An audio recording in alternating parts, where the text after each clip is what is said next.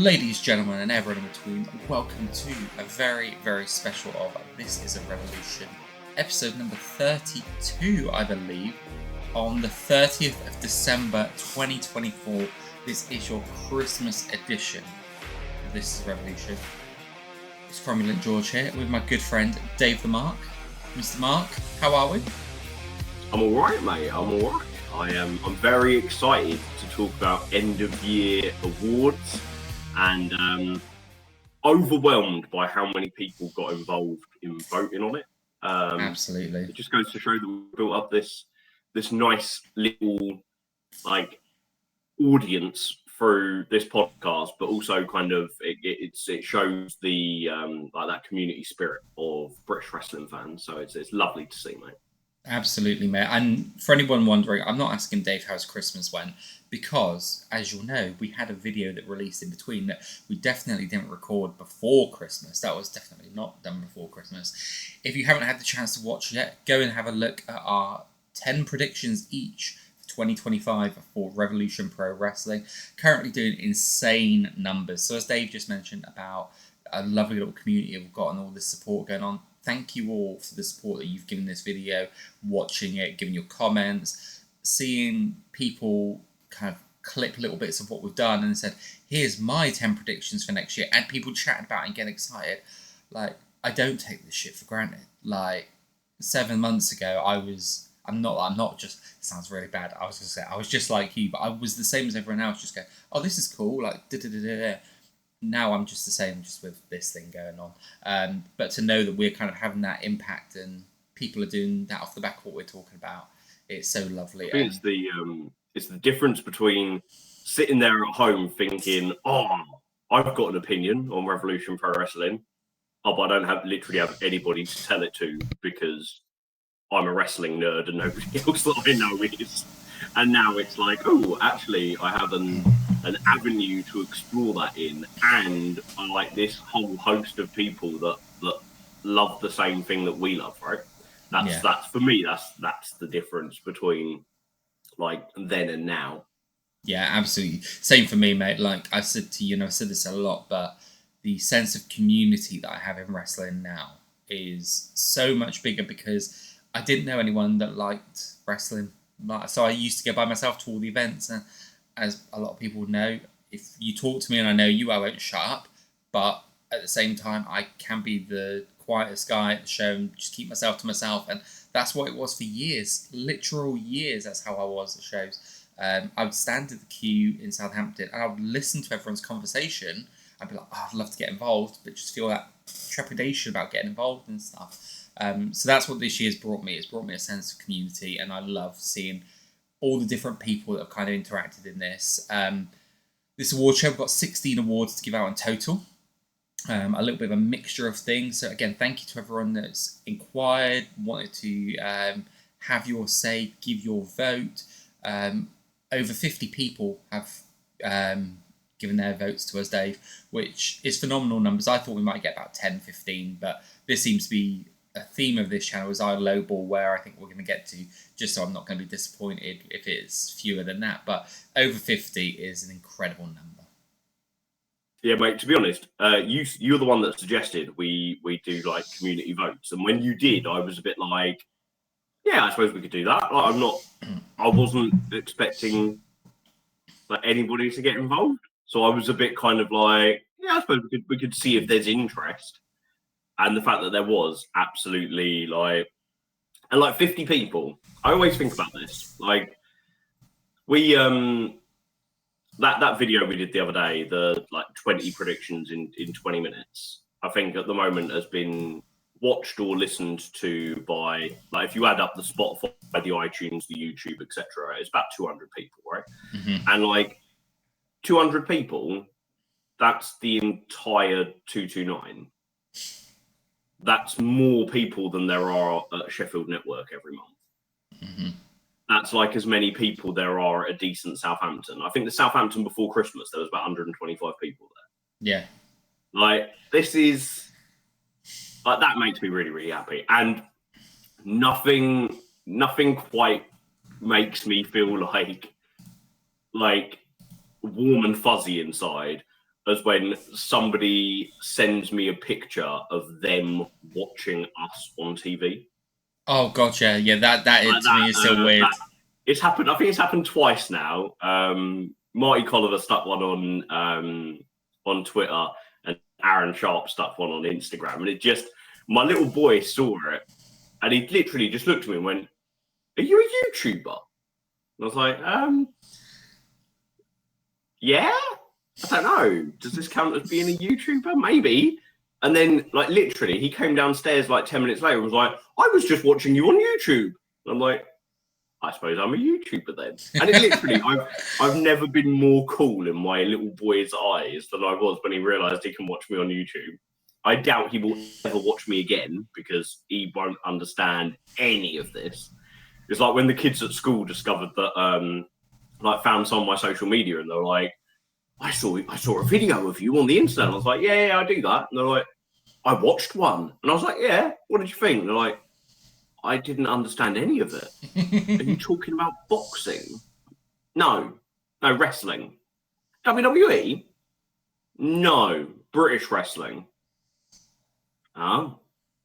And I don't think any of them have ever watched it ever again. Fair enough. But we're a niche within a niche within a niche, right? I love that the little boy has declared you as a YouTuber. And to me, Dave, there's a couple of things that would declare us as a YouTuber, right? One of them is getting some sort of brand deal. So, RevPro, we're up to it. And if not, might have to go across to Camden and see if they can offer us a brand deal instead. And secondly, right? I mean, I'm plugging the merch right here, guys. I'm plugging the merch. And I'm still waiting for that wrestling and coffee sponsorship deal. Because if there are two things that epitomise me more, it's wrestling and coffee. Absolutely, mate. And the second thing that would quantifies in my mind of being a YouTuber, and you're not clearly a YouTuber until you've done your first clickbait thumbnail and video title. By the way, just completely randomly, go and watch our Mercedes Monet video. I mean, sorry, our 20 predictions in 20 minutes video that we did. Definitely didn't do that one for the algorithm. So, Dave, 16 awards here to give out. And I'll talk a bit about the format of what we're going to do today. Is I've got the awards, I've got the schedule of awards written down in front of me. And what I'm going to do is I'm going to go through the award. I'm going to talk about the people who were nominated but didn't quite make it. And then we'll go into the top three, or I will start going through the top three. What I'll do before we go through the top three, I will ask you who your top nominated was in each category. I'll give you my top nominated. And then I've got some lovely comments from the community here as well. But I'll read through some of those, and we'll give out some awards. And I've got some percentages, and for some, I've even got a few little facts somewhere, I'm sure. Just trying to find them now, and if not the end of the work. There we go. A few little facts as well. So, Dave, we are absolutely playing into my love of both RevPro and maths. Oh, that's all it is, Dave. This is just a love letter to you, mate. You think this is going out on YouTube? this is just going in my private collection. Right. So the first category we are going to give out today, Mr. Mark, is Best Cruiserweight Wrestler of the Year. This one, we have a field in total. I think it was about 8 or 9 nominees. There was 9 nominees, but Dave, I have discounted one. And I've not done this very often on things. There'll be some categories, and I'll kind of explain when I've discounted certain things as we go along. One of the votes that I discounted was Zazaya, purely because I kind of look at cruiserweight style, division, people they're facing, all of that jazz, and I've not really seen Zazaya as a cruiserweight wrestler. But he challenged for the heavyweight title, right? Exactly. He hasn't been involved in anything related to the Cruiserweight Championship. No, he hasn't. I completely get that. But even then, he still missed out on the top 3. But the fact that I have about the Cruiserweight nominations was Zazaya is the only man who's been nominated for every wrestler-based category that he could be eligible for by virtue of being male, and near enough every single category across the board. I think there was one category. I think there's one category he hasn't been nominated in, and that was it. So rounding out our top three, or before we get to our top three, we had Leon Cage, Ethan Allen, Chris Ridgway, Cameron Kai, and Lio Rush. That's quite a nice little field before you even start looking at the top three there, right? Because notable name there like Lio Rush within that, and Cameron Kai got 3 times the vote that Lio Rush got as well, which is incredible. It just shows the year that Cam's having. Yeah, I love that. And there'll be. This is why I really like the fact that we included like community votes, because somebody like a Leon Cage, I wouldn't even contemplate personally, because for me, I'm looking at the 12 months of RevPro rather than sort of like just like the last like 6 weeks or 8 weeks, and looking at like that kind of lasting impact. But 100%, there are things there like it didn't really cross my mind when I chose mine to think about Ethan Allen, which baffles me slightly by my own thinking, because I've championed Ethan Allen to be the one to top Will Caven and become the next Cruiserweight champion. And I absolutely bloody love the fella. Chris Ridgway, like I'm going to do a thread in January called Dry January, due to the fact that we've got no January shows. So for the 31 days of January, I'm going to recommend 31 matches from 2024 for people to go and watch on RevPro on demand and do a little write-up on them.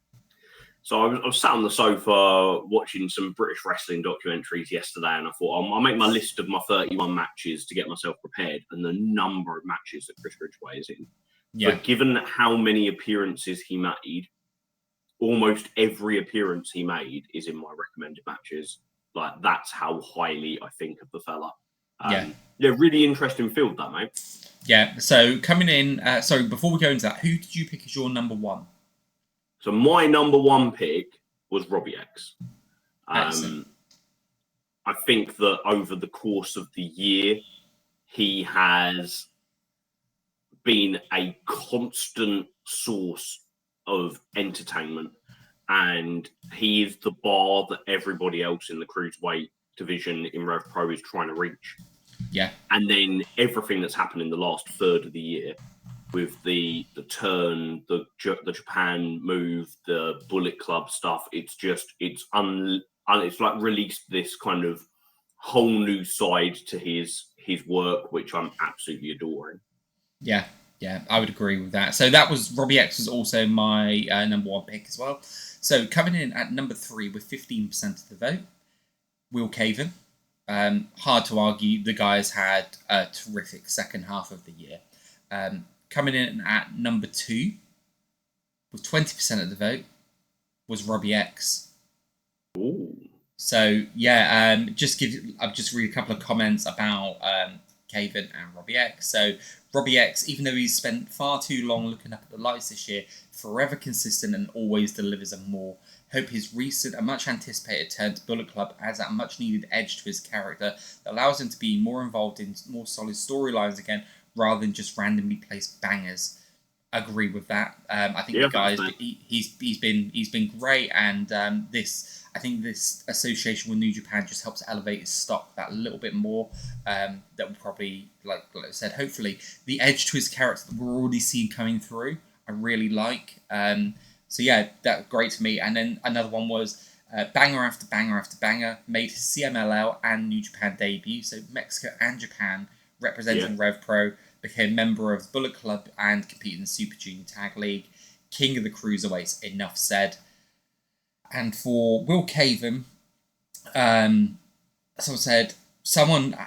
has said a couple of people you could argue here, but they said that the person they feel has got to be is Will Caven, from winning the title and bringing some more stability and having 2 brilliant defenses against Cameron Kai. And look, I've said to you before, I know you've been on the Will Caven train longer than I have, and for a while I've said, to me, it was always solid. There was nothing stand out for me with Will Caven. That's not a bad thing. Just someone I couldn't at this stage envisage being champ. But we've said often enough, give them the ball, see if they can run, score the touchdown. Yeah, he's doing it. He's absolutely doing it. He's great. His association with True and Lacey's been great. Long may it continue into next year. But that's really benefited all three of them, hasn't it? It really has. With 35% of the vote, and this is a Revolution's first award winner, Best Cruiserweight Wrestler of the Year, Leon Slater. Oh, yeah. So Leon got 35%, and 35%. And Robbie came second with how many? 20. So full 15% difference. Yeah, that's a big difference, isn't it? Big difference. And you know what? It's funny because I didn't go for Leon purely because in my mind, Leon is starting for me to get beyond the cruiserweight division now. But he has been wrestling a lot of cruiserweight wrestlers across the year, and he started the year as cruiserweight champion as well. So it's one of those ones. Yeah, he's one where I know this is me overthinking because wrestling is wrestling. You can do whatever you want. Luke Jacobs was cruiserweight champion when he was even I'd imagine heavier than he is now. And then you've got Charles Samuels challenging for the cruiserweight title last year, which I know they made into a great story, but he's always been a heavyweight wrestler. And then you look at the fact that Michael Oku is the heavyweight champion, and yes, it's storyline that he's working above his weight, but he's still clearly of a cruiserweight frame. So I know there's all of that side to it. But watching Zazaya versus Leon Uprising, and you realise that they're two very big lads. Mm-hmm. They're both taller than most, and they're now. I mean, Zazaya's been big the whole time we've known him in terms of muscular, but Leon, the size he's put on in the last 12 months is incredible. So I wonder if in 2025 we see Leon move up to the heavyweight division, which I think would also be really fresh. Yeah, I do too. I think that's exactly where we're going with. I think he started the year off well. He had the cruiserweight title.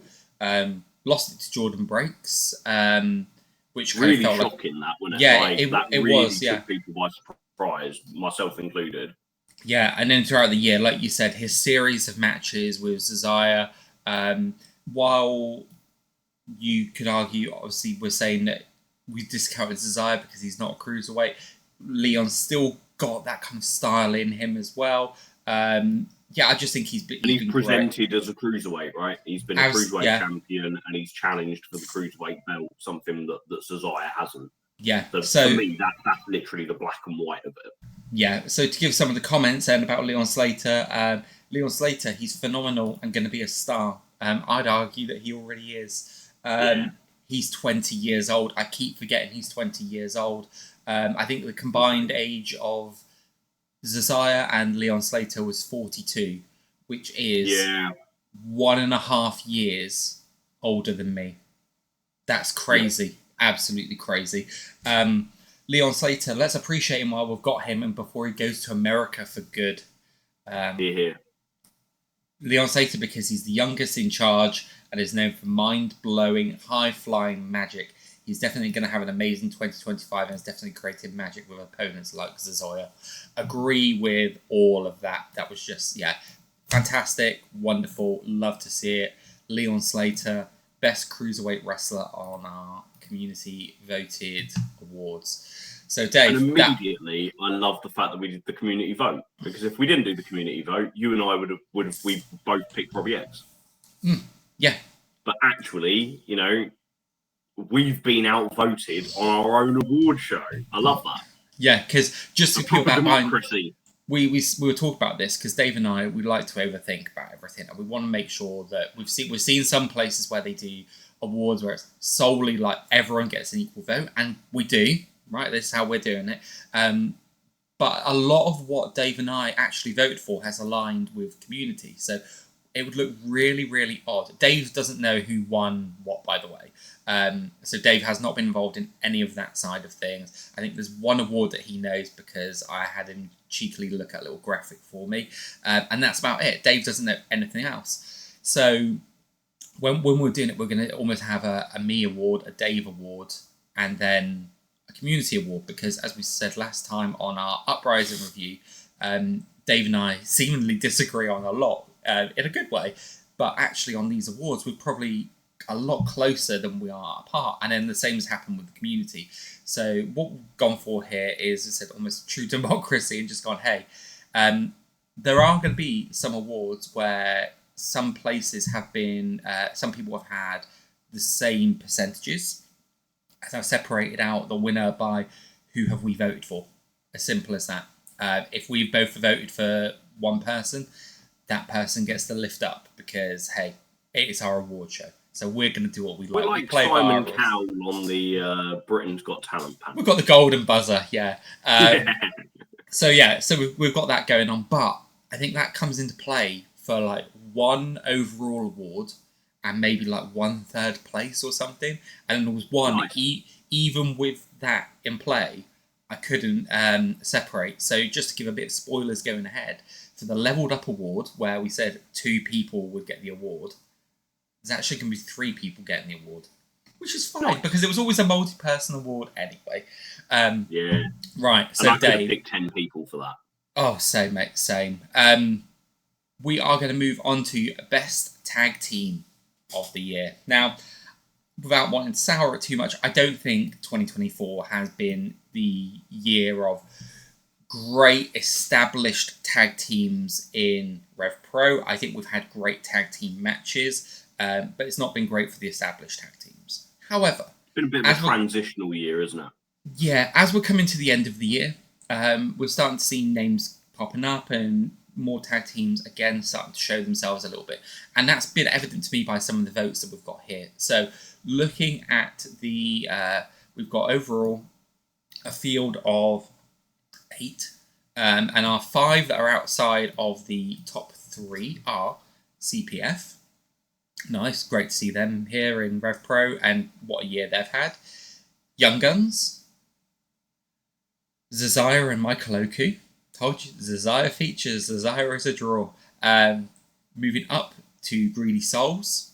And then the final one to make it just outside of the top 3 was Cutthroat Collective. Oh, and that is Cutthroat Collective in any like permutation. Gone for that. And that was specifically what people have said. Now, Dave, another fact here is that between the top 2 and number 1 overall winner, this has the biggest disparity in percentage. Oh, really? And I'll get on to that in a second, but this is one where there's the biggest gap between winner and second place of any of the main awards, which is incredible. When I'm going to say the main awards, I mean the best tag team, best cruiserweight, women's, and best male wrestler. Coming in at number 3 with 10% of the vote, True and Lacey. So, love that for them. Yeah, True and Lacey are a team that I thought we might have seen a bit more of this year. But they've, again, sort of second half of the year, it felt like they've come back in a bit more. They're starting to be featured a bit more alongside Will Caven. Love to see it. Coming in at number 2 with 17.5% of the vote, Connor Mills and Jay Joshua. Again, love that. Love that. Yeah, me too. And that tells me that what I'd hoped for number 1 is what is going to be the case. So, Dave, could I ask you who your number 1 pick was for Tag Team of the Year? Do you need to? We need to, Dave. Oh, no, Dave. No, we don't. Because everyone knows it's Sunshine Machine, my friend. Because Sunshine Machine rules. So, Sunshine Machine was Dave's number 1 pick. My number 1 pick across the tag team division for the year, Sunshine Machine. It's really hard to argue against the overall winner of this category of best tag team as Sunshine Machine.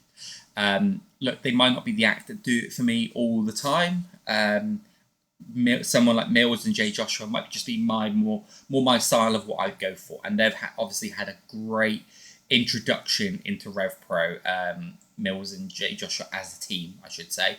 30% difference here screams that Sunshine Machine have that backing, that loyalty behind them. And yeah, I think that storyline, like that fed from pretty much from the Revolution Rumble post show in Southampton when they lost to Grizzled Young Vets.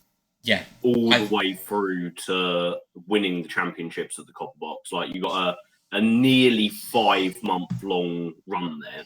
Yeah, I think that's the standout story from the tag team division in RevPro in 2024, and it's what we will remember the longest, and it's what made people feel the most.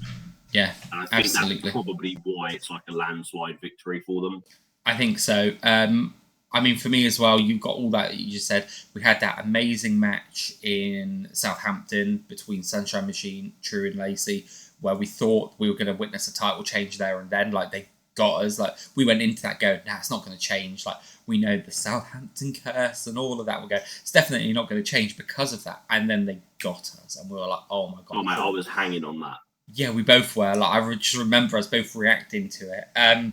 So yeah, well-deserved victory for them. Just looking at some of the comments that we've got, yeah, and you can just see True and Lacey. Someone said it would have been Greedy Souls up until this year. I just love shithouse heel teams, and the two of them play those roles so well. Stepped up to the plate against Sunshine Machine in Southampton and proven they should be in that title mix. Hope Andy gives them something of substance to work with in 2025. They've proven they have what it takes. Agreed. I know we've given our 10 predictions each, but a prediction for me, which I think everyone can see coming, is that they'll be featured a lot more alongside Will Caven, and I think they've got a nice little gritty, little grimy group there. Yeah. Someone has said that they felt at times that the tag team division has been lacking of ideas, but the quest to get the belts and the great Copper Box match ended a brilliant storyline. So yeah, they've said at the moment it seems like matches for the sake of matches without much storyline direction. I do think that changes. I think Mills and Jay Joshua, I think you're going to see a lot more from them on a storyline perspective. But I also think the storyline for TK and Mambo continues here. One of the ones that I'd love to see was, so one of the caveats I put on this was must have had at least 3 matches together as a team. Okay? Just to stop all these random one-offs that people might put on. Someone's put Connor Mills and Jay Joshua, how they became single stars and decided to bring strength and brutality at crazy moments. Love it. And then someone's actually put, I can slide Connor Mills and Jay Joshua in now on a technicality. And I will say that after winning the tag team titles, I would have put those in if someone had voted for them. But yeah, Sunshine Machine, it's just everyone said the same thing. It's basically how much they made them feel throughout the year. Wonderful stuff. Dave, best regional show we're on to now. So I'm going to clarify again because we've had some comments on this one. For regional shows, it was the ones where effectively it's not like a named event. As Dave and I were discussing at one point, Dave kind of said to me, any that doesn't have its own show graphics, so you know, when Raw Deal goes on sale, Raw Deal, get your tickets now, that sort of thing. If it's live in Southampton, live in Sheffield, live in London, those are what we're talking about as regional shows. The ones that you get 6 or so in a year, and that's your area. I was asked why no Coventry was on here as like having its own kind of show of the year. Coventry, we weren't necessarily going to go for. We've had some votes for Coventry, which is great, but we weren't going to go for that because there was only 2 shows this year. Same for St. Neots. I'm just going to say it. Nobody voted for St. Neots this year anyway. One person did say to me, no St. Neots or Stevenage. That's unfair. Well, it's not unfair because Stevenage have never hosted a regional show. They host event shows. Raw Deal, J-Cup and the like are all events. So if you want to vote for Stevenage, please vote for that in events next year. But St. Neots just haven't had enough in... clearly aren't. 2 shows, right? Yeah. So like clearly not me. Coventry this year felt like it was finding its place as to whether or not it's going to be a live in Coventry, or whether or not it's going to be a Like, I remember the comment that Craig Armand made when they first announced Coventry, where they said long-term Coventry could be like a York Hall adjacent show. Yeah. But it's not yet. So Yeah. next year, the fact that there's going to be season tickets and there's going to be 5 or 6 Coventry shows live in Coventry, for me, that will make it a regional show next year. For Yeah, this year, absolutely. it was a bit of neither here nor there. You've got the live in Coventry with Dijak and the live in Coventry with the Greedy Souls and Subculture title match. And then you had the Trios Grand Prix, which is more like a named event, tickets on sale now kind of, you know. For me, I like clear margins.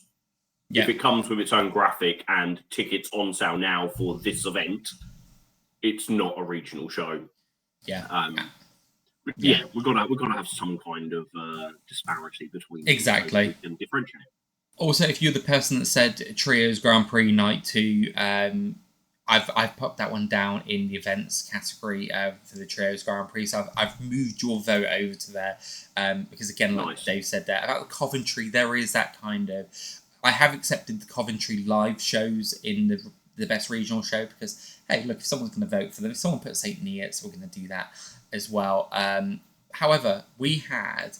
And when it comes to the regional shows, Dave, what I'm going to do is I'm just going to go into them. We're not going to add too much substance to them, I don't think, because, hey, they're regional shows. We'll give our main thoughts for the big matches, the big moments, and all that sort of stuff. But we've had overall, I think, 18 different regional shows voted for this year. Really? So like I said, regional, London, Sheffield, Coventry, Southampton. I'm going to give you some stats, first of all. In the top 10, 3 of the 4 regions are featured twice, but only 1 is featured once. However, the one that is featured once in the top 10, that region, wins it overall. Oh, so interesting. That's really interesting. Also, when you... I'm not going to give you the other stats just yet because it might give it away, but when you look at the bottom 3 shows, and this is why I'm not going to give the whole list just yet, but the bottom 3 voted shows overall were all the region that won. So you've got the region that won, the rest of their shows, and all the other votes in between. Really interesting how that's happened. So, Dave, what was your number 1 pick in this section? So mine was the live in Southampton that followed the Revolution Rumble. Okay, fine. That magical kind of Raw after WrestleMania. Nobody really knows what we're expecting. Mm-hmm. Just incredible matches and some really fun surprises as well with Gabe Kidd turning up and a Go-Go turning up. So yeah, nice. Yeah, that was it for me. And it was, I'd say, a fairly comfortable choice. I didn't overthink this one. It was the first one I thought of. And then when I ran through the other cards, nothing came close to topping it. Okay, so coming in at number 3 with 9% of the vote was Live in London 91, December. So really recent choice there. Right? Most recent 229, yeah. Which I thought was the best 229 of the year as well. I remember you saying that. Now, not according to our community though, Dave. No, because I was going to say, I wonder if number 2 or 1 is London.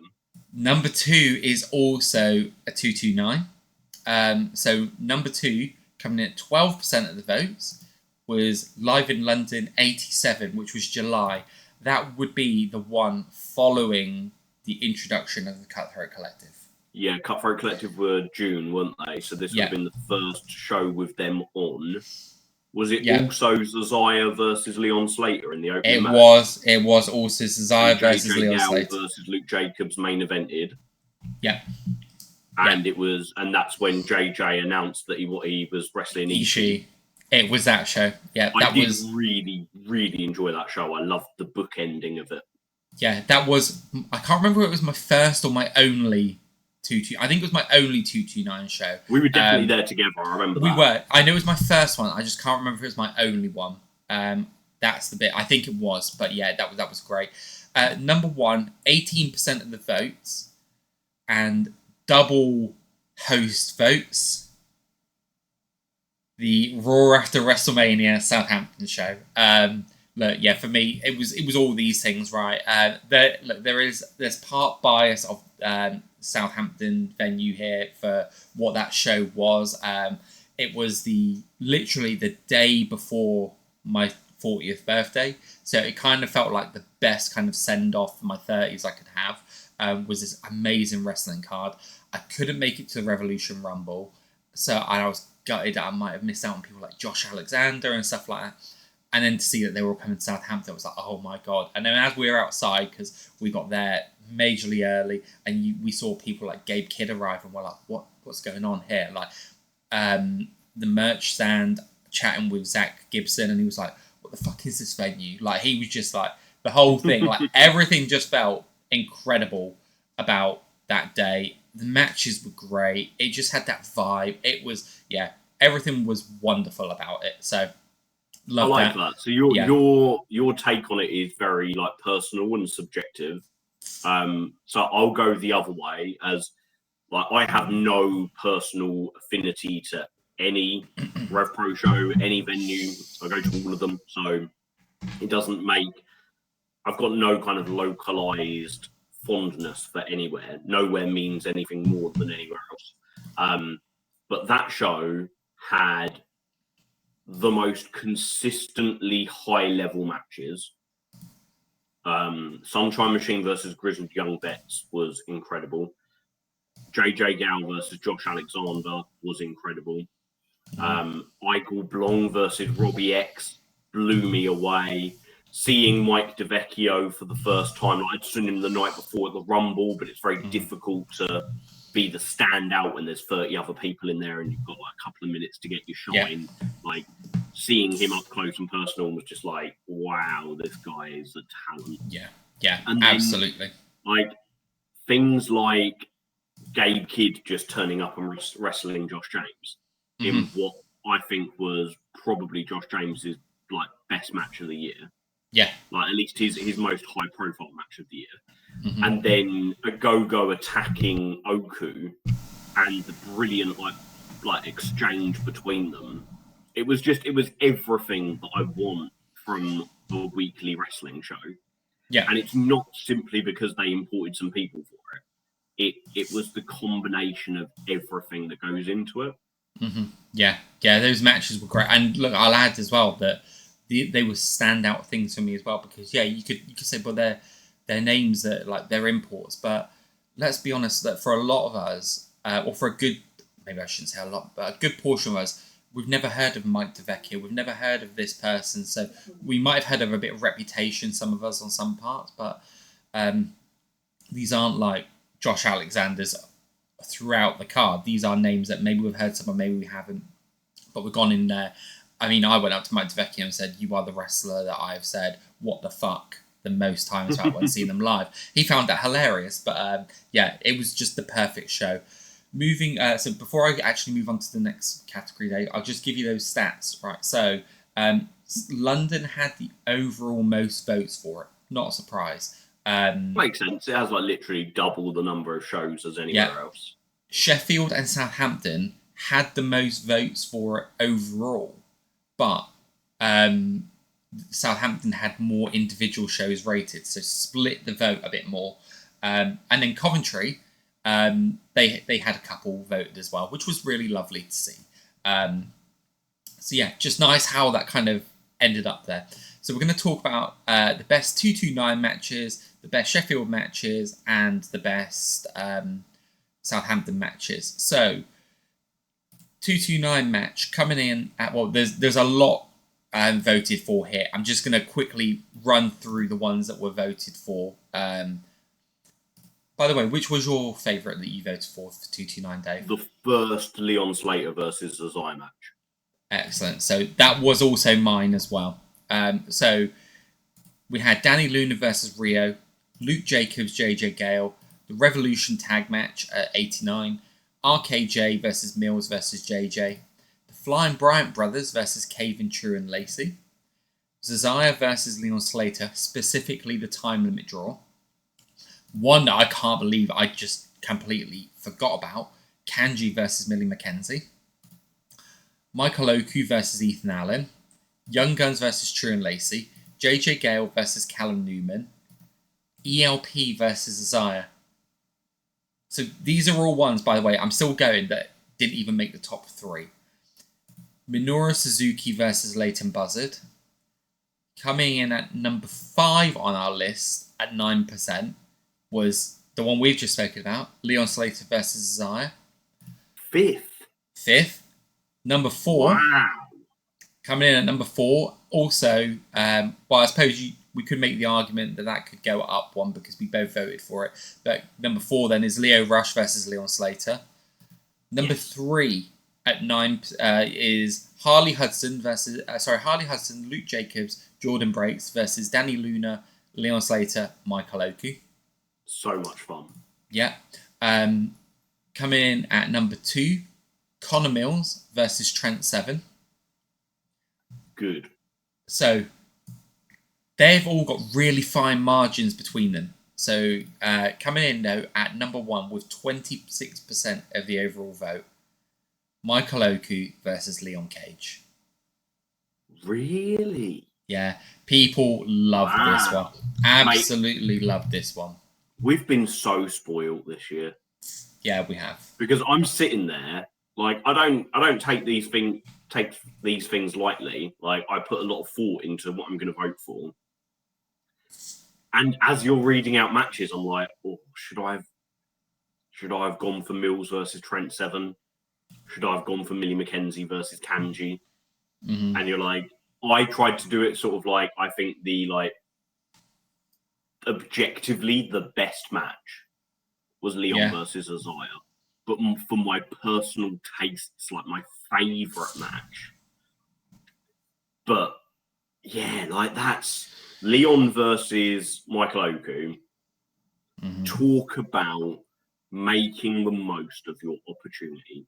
Leon Cage coming into RevPro, his first time ever wrestling in the 229, and putting on what has been voted for as the match of the year from that venue, which hosted 11 shows with 8 matches per card. Yeah. So you're talking about like 88 matches, and he was number 1. Incredible.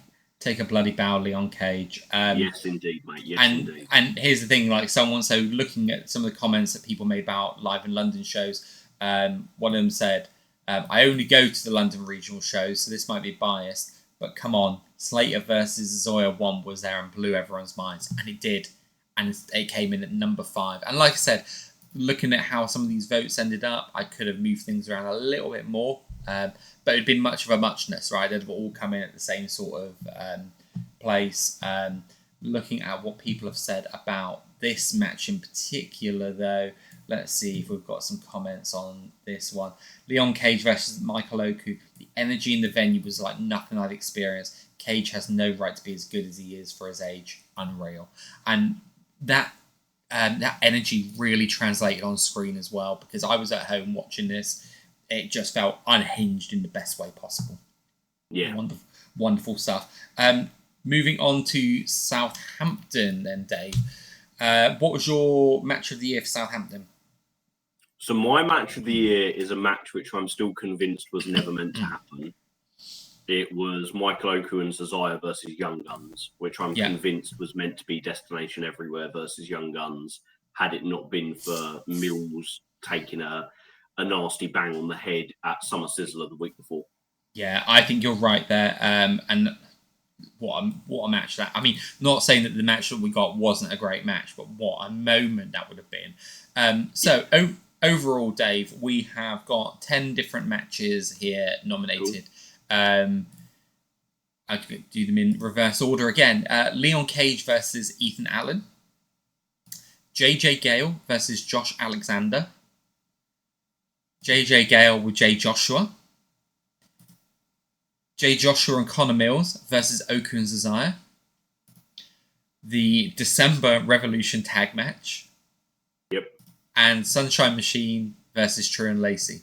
So they all came in and scored around 3% of the vote each. You've then got the number 4 match of the year, which I'll add, any of these matches that I read out now that didn't make the number 1 for this, they could have all slotted in and taken the second spot in London based on percentages. So this just shows you the level of quality that we've had.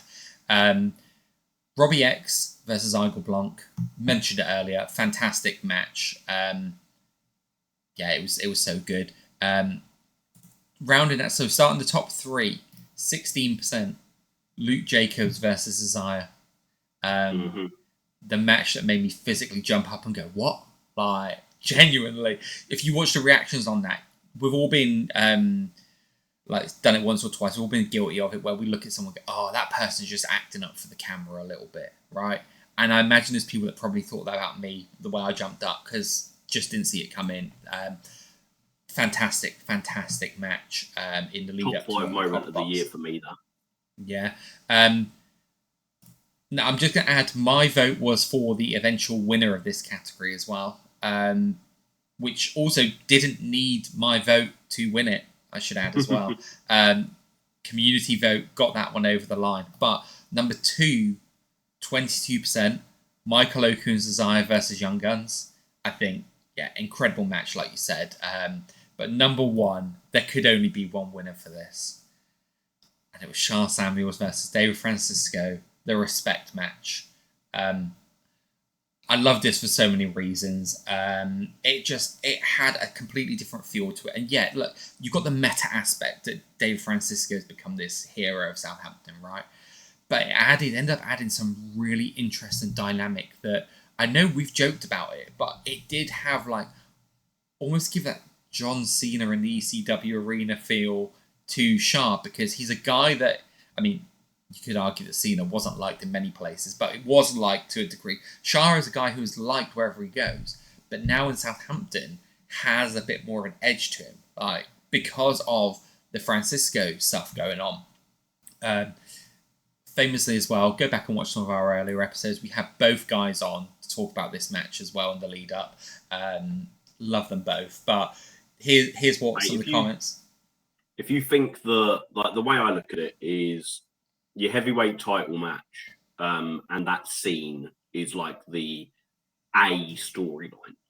Mm-hmm. This is kind of how I see it presented by RevPro. So it's not it's how I perceive it.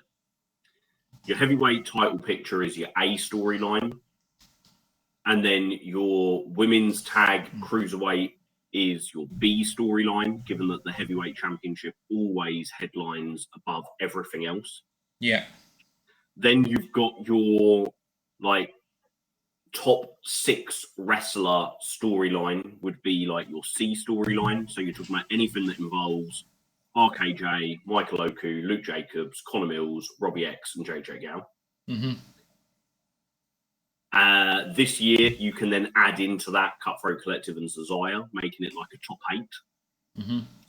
And then you've got everything that warrants a storyline being like your D storyline, and then everything else is E. Like, if you think of that as like 5 categories, Charles Samuels and David Francisco took a D level storyline and turned it into a match of the year candidate, moments of the year, promos of the year. Everything about it was spectacular. Yeah. And again, at the start of the year, if you'd said Charles Samuels versus David Francisco will be involved in a storyline that warrants headlining a show, it didn't headline, but everybody knows it should have done. Like, everybody knows that. Yeah. And I just don't think anybody would take that. I don't think they would look at that and be like, okay, so RevPro is going to have the best year it's ever had, and one of the major storylines is going to involve David Francisco and Charles Samuels. Nobody could have predicted that at all. No, absolutely not. The two guys just showed just how good at this business they are. They understand how to get everybody emotionally invested. Yeah. And you can have all the incredible moves in the world. You can be a super athlete. You can be able to do things that literally nobody else can do.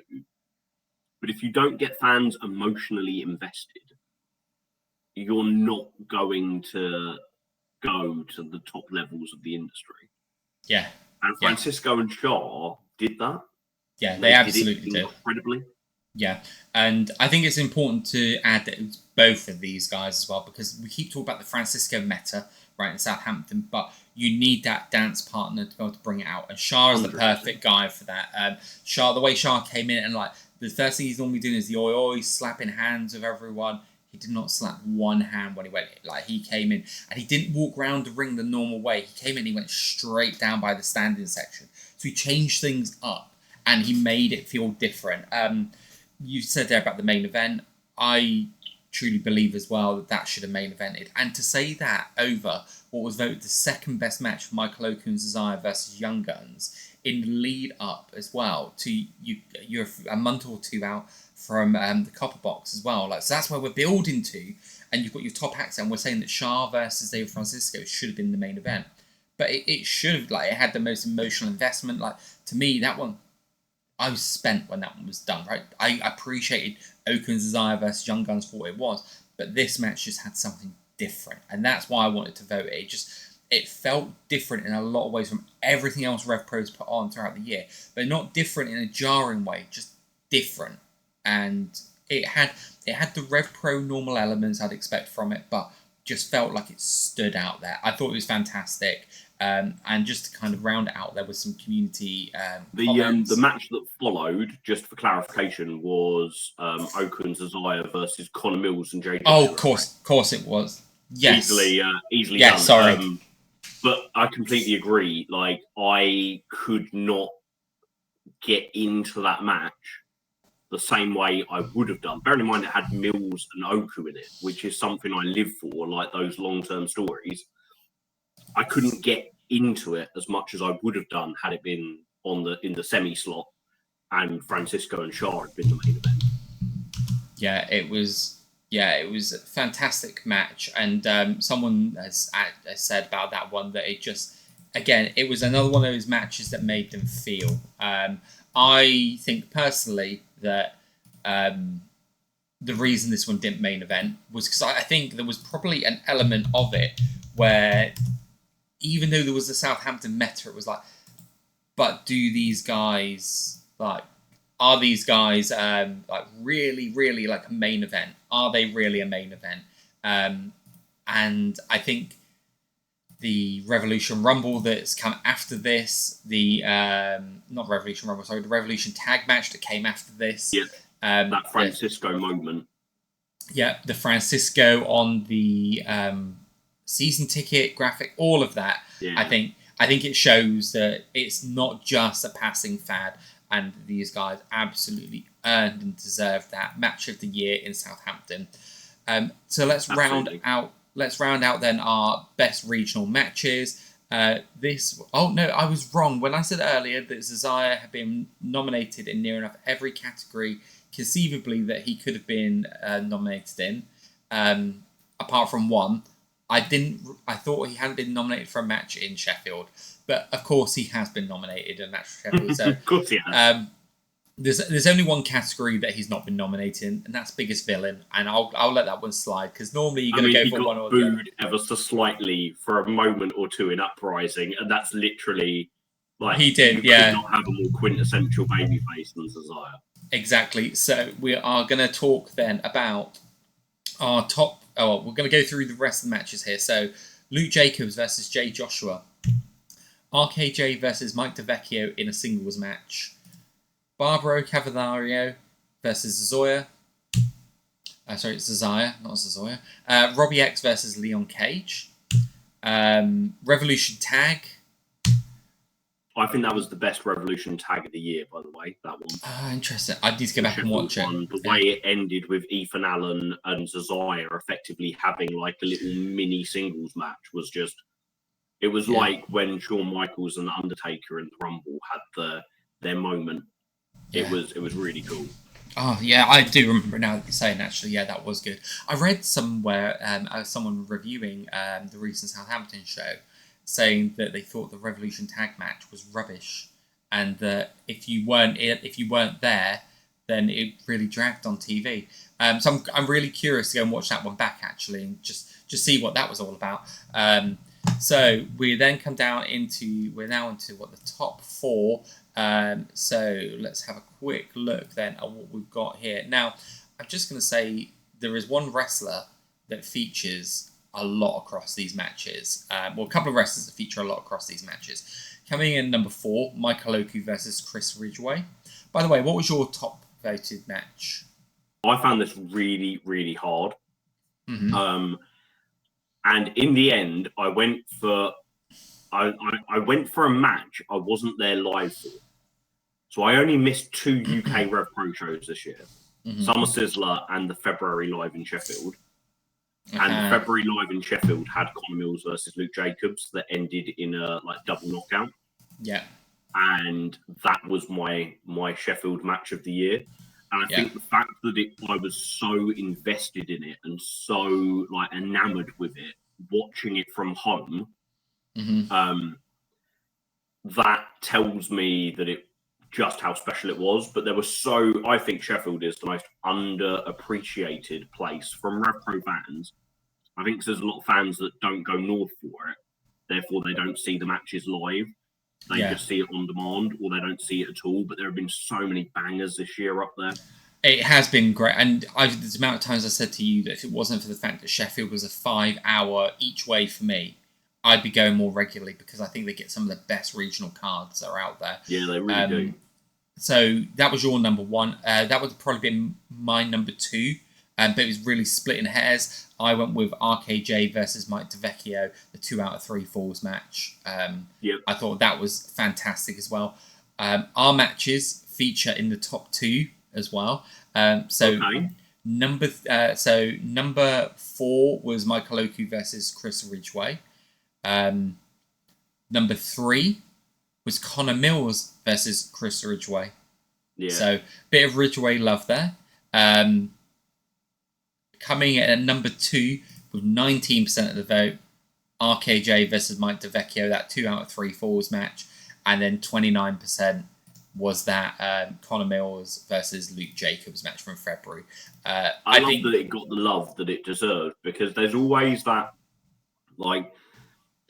there's a disliking amongst wrestling fans of anything that doesn't have a clear, clean finish.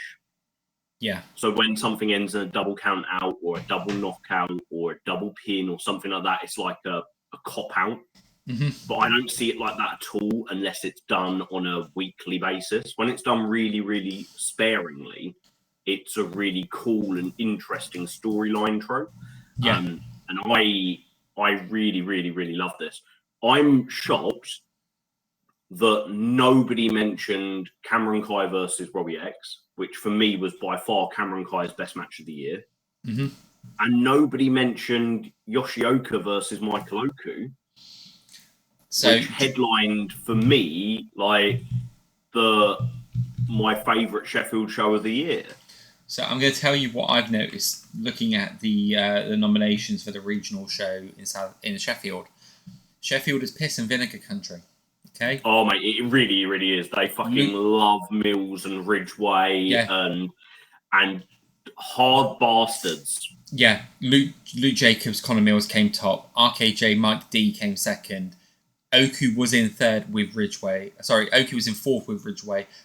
Mills and Ridgway were in third. You then look down the rest of and as we're falling down, you've got Eagles versus X. Okay, you've got Robbie X versus Leon Cage. Bavario versus Zazaya.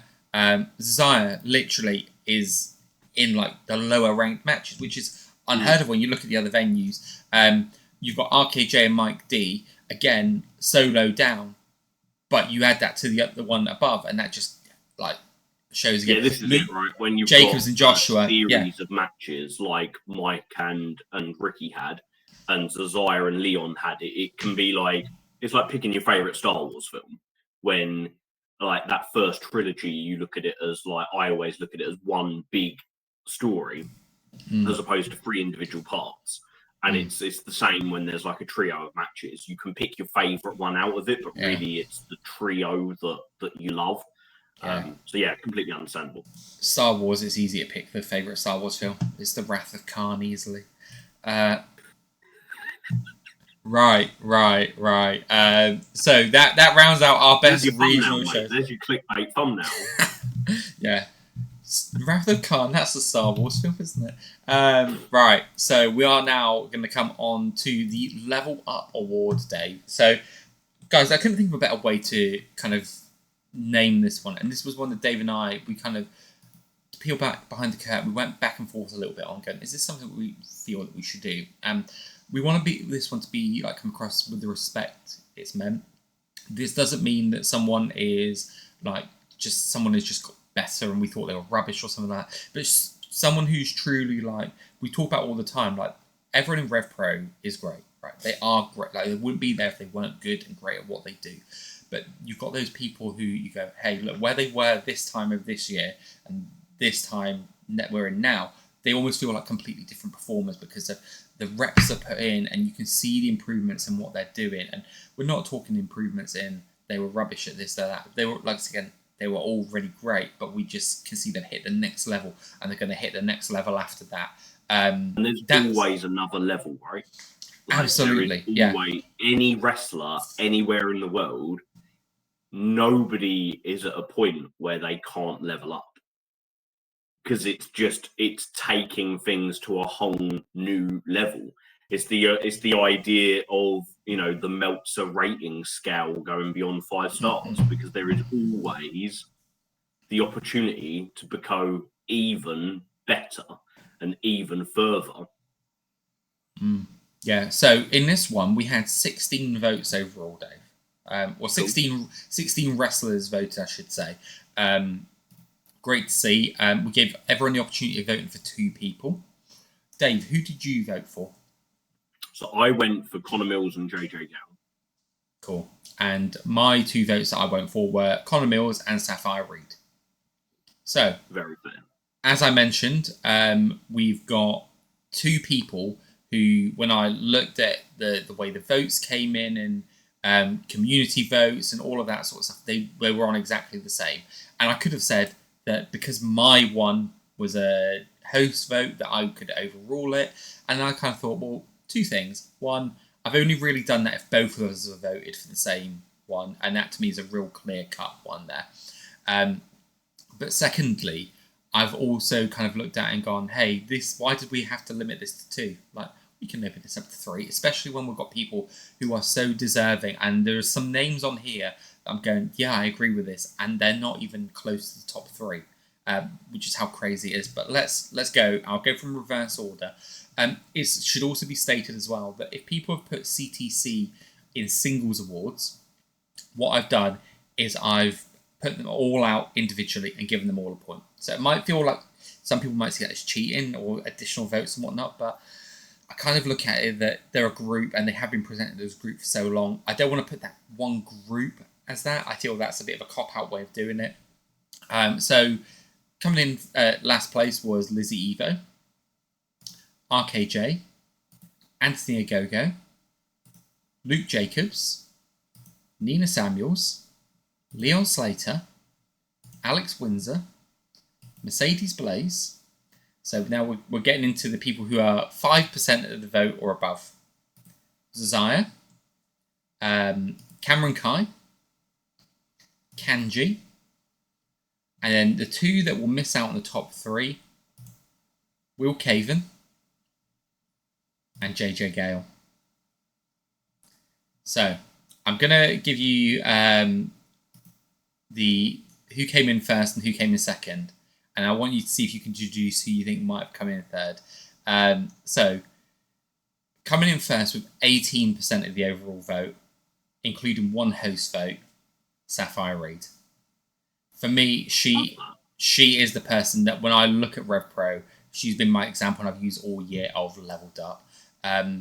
When it is hard to forget that in February, she was going up against Danny Luna at high stakes for the title, and she felt like potential, right?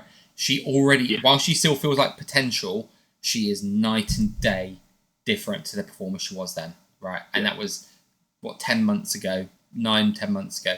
The level of...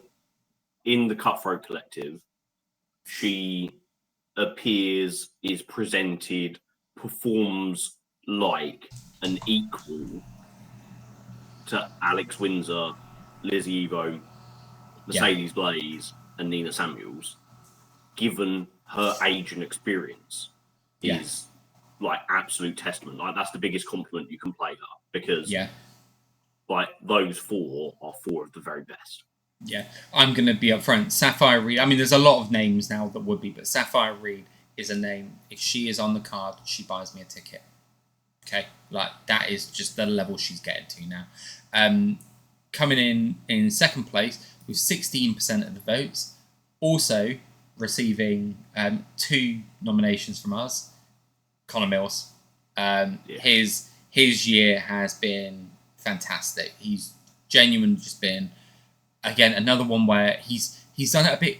It feels like it's been a bit more of a quiet evolution for Connor, because a lot of the matches he has are a lot more technical based.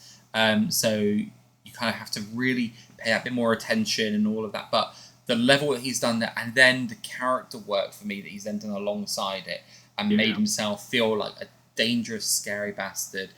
He found himself this year. He really has. He really has. Like when you think when Copperbox last year, he survived the scramble match, left like clutching his belt, and he left the Copperbox last year with the belt the same way that Caven left the Copperbox this year with the belt, as like the Weasley heel. Then we had the period between Copperbox and the end of the year where he just kind of like you could see him experimenting with his character and experimenting with his presentation and trying to find the right fit. And then he put that brown fur coat on at Uprising 2023, and he wrestled Zack Sabre Jr. And from that moment to now, he has been, for me, the single most improved person in RevPro. From someone who was on the, like, when you looked at Jacobs, Oku, and RKJ, they felt like a top 3 in terms of how they were presented, how like credible they were, and how consistent they were. And for me, Mills is not only in that conversation now, he's actually ahead of some of the other guys that are in that conversation now. Yeah. I think I would agree with you there on that as well. I just think, he's had a tremendous year, really tremendous year. I'm just trying to find some comments for this. And while I'm looking at some of the comments, reading out some of the comments, Dave, about the level up, tell me, or have a think about who you think would be. I'm finding that really difficult, because it feels like you went basically through the entire RevPro regular. Yeah, so it'll be someone.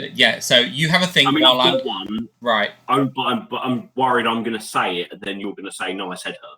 Right. So I'm right. Okay. So it's not a woman. That's all I'll give you. It's not a female wrestler. It's not who I thought you hadn't said then. So you have a think. I'm going to read out some comments here about what people have said. So Connor Mills has gone from a pretty bland mid-carder to someone who connects with the fans in an almost stone-cold anti-hero way. Agree with that. Connor Mills' standout performances across shows they participate on. Connor Mills, of course, was promising before the Zack Sabre Jr. match. After that match, completely different level. That would have been match of the night on any other night, a match of the year contender in any other year. Sapphire Reed. Agree with that person. Sapphire Reed, for my money, the CTC member has the most potential independent of the group. Sapphire, again, same sorts of things. Cutthroat Collective there. And then just kind of looking at some of the others. Leon Slater constantly evolving. Zazaya leveled up his connection to the crowd while getting even smoother in the ring. JJ Gale has made himself much more known to me as he puts on brilliant matches. Mercedes Blaze, as I wasn't the biggest fan of her before this year, but it feels like she's clicked in the CTC. So there's just some of the ones there. Leon Slater and Sapphire Reed, both so young yet so willing to prove their worth on the scene. Dave, who do you think is coming at number 3? Did you say Ethan Allen? I didn't, no. But Ethan Allen would have been another great... And this is like kind of shows the level of people that we've got, right? where we can go, it's this person, this person, this person. The one I'm going to tell you, Dave, will make complete sense. It was David Francisco.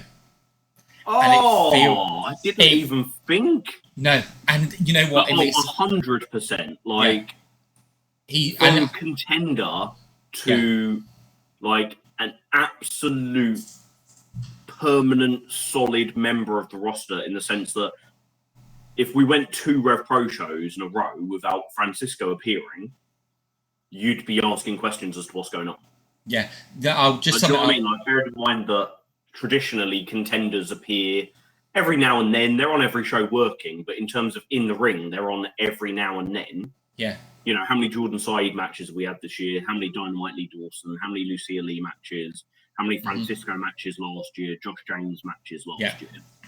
And now he's essential to everything, and he elevates people. Yeah. Like, if I don't think Golden Boy Santos appears as often as he has done this year without his alliance with Francisco. Yeah, agreed. I don't think Damiel gets booked without the alliance with Francisco. You know, you've immediately got a way to bring those people in. Yeah. He was essential to the Sunshine Machine storyline. He has amazing chemistry with everybody that he works with. The dynamic between him and Oku, bearing in mind they've not even wrestled each other this year, is like this brilliant, like, it's just, he just touches things and turns them into gold. And I completely understand. Fully. So what was interesting is someone actually said they didn't know whether they could do it or not, but they actually wanted to nominate him as newcomer of the year because they felt like he's had that much for coming out since the Revolution Rumble. That's really important to note, that this is basically May, right? So for almost the first half of the year, Dave Francisco was contender. Lovely guy, David Francisco, that wrestled a few matches and did not get to show any personality, right? And that's the bit that I find, like, if you said to someone, this is how he's going to end the year, right, in Southampton, hoisted up, right, and how we started the year, no one would believe, not one person would believe you. Just think back to that 1st of April show where he came out and tried to cut the heel promo in Southampton, and the crowd just weren't going to have it. Yeah. And you think from that moment, and also then, that could have been a really difficult moment for him, because he's done the Rumble as a heel. He's had this great little kind of comedy kind of stint in the Rumble. I think he was in the Rumble for like a minute and a half, and yet he's like one of the most memorable moments from it. Then he's gone to Southampton and tried to cut a heel promo, which the crowd have hijacked, and that could have been like, oh shit, that didn't really work. What are we going to do now? Let's go back to the drawing board. And instead, he took that and was like, okie doke, they're the lemons you're giving me. I will make the sweetest lemonade you've ever drank. Yeah. So absolutely deserving of that top 3 in the Leveled Up Awards there as well. Coming into newcomer of the year. So we had overall... Surely this is the biggest landslide victory of them all. So, Dave, let me just go back to because I didn't have, like, juicy stats for everything, because trying to find them all last night was difficult with some. But the stat that I have for newcomer of the year, biggest landslide, with a 53% difference between first and second. The only win with a percentage higher than 55% of the total overall votes across any category. Yeah. So, no... There's like 150 plus wrestlers that have wrestled for RevPro this year. Let me just add one more thing in there before we go into that, actually. A number of the votes that were cast in this category for other people have said, I'm voting this person because I voted the eventual winner in so many other categories. Yeah, this is it, right? So, when you're voting, you don't want to just be like, person A, person A, person A, person A, but it's So I mean, I don't know the winners of any of these, but this has to be Zazaya, right? Oh, this is Zazaya, right? This is the one that I think if this, I am shocked that we have had 33% of the vote not go to Zazaya. Okay, That's the bit I'm most interested. Who's that gone to? So I'm gonna right. So first of all, someone voted Mark True. I can only imagine that Mark True himself has voted in the awards under a pseudonym because obviously a burner account. Yeah, Mark True is not a newcomer. He has been in RevPro for over a year now. However, coming in at the 3 percenters, we're going to add Lucia Lee. Great addition to RevPro. Can't wait to see what happens with her in 2025. Mina Shirakawa, she has been wonderful for RevPro, putting on really solid matches and just a great presence. Yeah. One called Manders. Friend of the channel. Yeah. Best mates. What was really interesting here was I was actually considering, like, where do I put my overall vote? Because I imagine your overall vote's gone the same place my overall vote's gone. And at one point, I was like, do I just put someone else in there to just shift things up a little? It's almost like, so the old kind of adage is if Osprey or Speedball are on a card, you're competing for second best match of the night. Yeah. Yeah. So this is like, well, Zazaya is obviously newcomer of the year because up until April, nobody knew who he was, or nobody had seen him live, or nobody could earnestly say that they were tremendously familiar with his work in terms of like the RevPro fan base. He might be someone where you've seen a couple of matches on YouTube, and that would probably be like generous to most. To the point where we, in our predictions for next year, we're saying he could headline the conference. Yeah, absolutely. That's insane. Yeah, that really is. So if we put him to one side, I'd imagine there's lots of votes for Jay Joshua. So Jay Joshua came in. So let me do it in reverse order. Actually, coming in at number 4 with 5% of the vote was Liam Slater. Wow. I was surprised by that. I'm not gonna lie. He I thought he was very good, but he was used literally one match and no necessary like. It's like when Leon Cage debuted. You're like, well, we're obviously going to see loads more Leon Cage. Yeah. But for Liam Slater, he was brought in for a very specific reason. It's like when James Mason got brought in to wrestle Jordan Breaks to basically show everybody just how good Jordan Breaks was as a technical wrestler. So you bring in a proper old school technician. Yeah. Now I would absolutely love to see more Liam Slater. Please don't like get me wrong there. I feel like the promo he did for it was the best video package promo of the year in RevPro from a self-made wrestler's promo. I think the guy clearly adds a lot more than just what he does in the ring, and what he does in the ring is obviously incredible. I hope, well, I'm sure we said it when we reviewed the show, I hope he becomes like a Sheffield regular. Yeah. And he becomes like a USP for Sheffield. Do you know what I mean? Like how certain wrestlers will work certain shows more, and that can be something to get fans to travel. Yeah, like, I agree. You want to go and see Leon Cage? Well, get yourself down to Southampton because he's going to be there on every show. Like I quite like that idea. Yeah, same. Almost like not a call. I have any clue because, as we always say, we have never booked a wrestling promotion, nor would we ever, because we value our money and understand our limitations and the fact that we are just marking out. Exactly that. So I would agree with you on all those points. I was just so shocked with one appearance, but the guy clearly gets it. Coming in at number 3 with 8% of the vote was Leon Cage.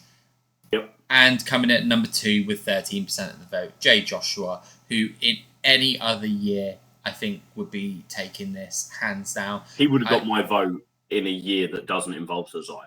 Same. The guy has come in. Apart from Zazaya, he is the guy that I feel has made the most of his opportunities so much. Has made the most of his crowd connection so much. I'm so glad that he kind of got to almost see out the end. Well, the end of his year, realistically, in RevPro has been winning tag team titles and having a match involving Tanahashi. The guy is... There's something I love about him as well. Like, he's... If you were to look at the wrestlers who have wrestled, let's say, 10 or more RevPro matches this year, Mm-hmm. He's one of the oldest wrestlers there. Oh. And it's taken this long. He's 29. It's taken him this long to get to RevPro. Obviously, he's done great work in other companies. He's been like the top champion in other companies. It's not like he's literally been sitting there waiting for RevPro to ring. But he's come in at RevPro at a time when a lot of the people that are coming in are like 10 years younger than him or 5 years younger than him. And he has just taken it with he has taken the ball and really, really like worked it. He's not just run with it. He's worked the ball beautifully. Yeah, he has. Yeah. So great stuff. But as we said, Desire, and we have kind of waxed lyrical loads about what people have said about Desire for best newcomer. But one of the things I just want to say before we move on to the next category is that Desire scoring wins over so many established names, beating being champs, being people who have gone on to be champs, from being a relatively unknown to now like the key, like the crown jewel of RevPro to some degree. Just phenomenal, mind blowing. The world is his. Going on to best import, Dave. We have 16 different people nominated.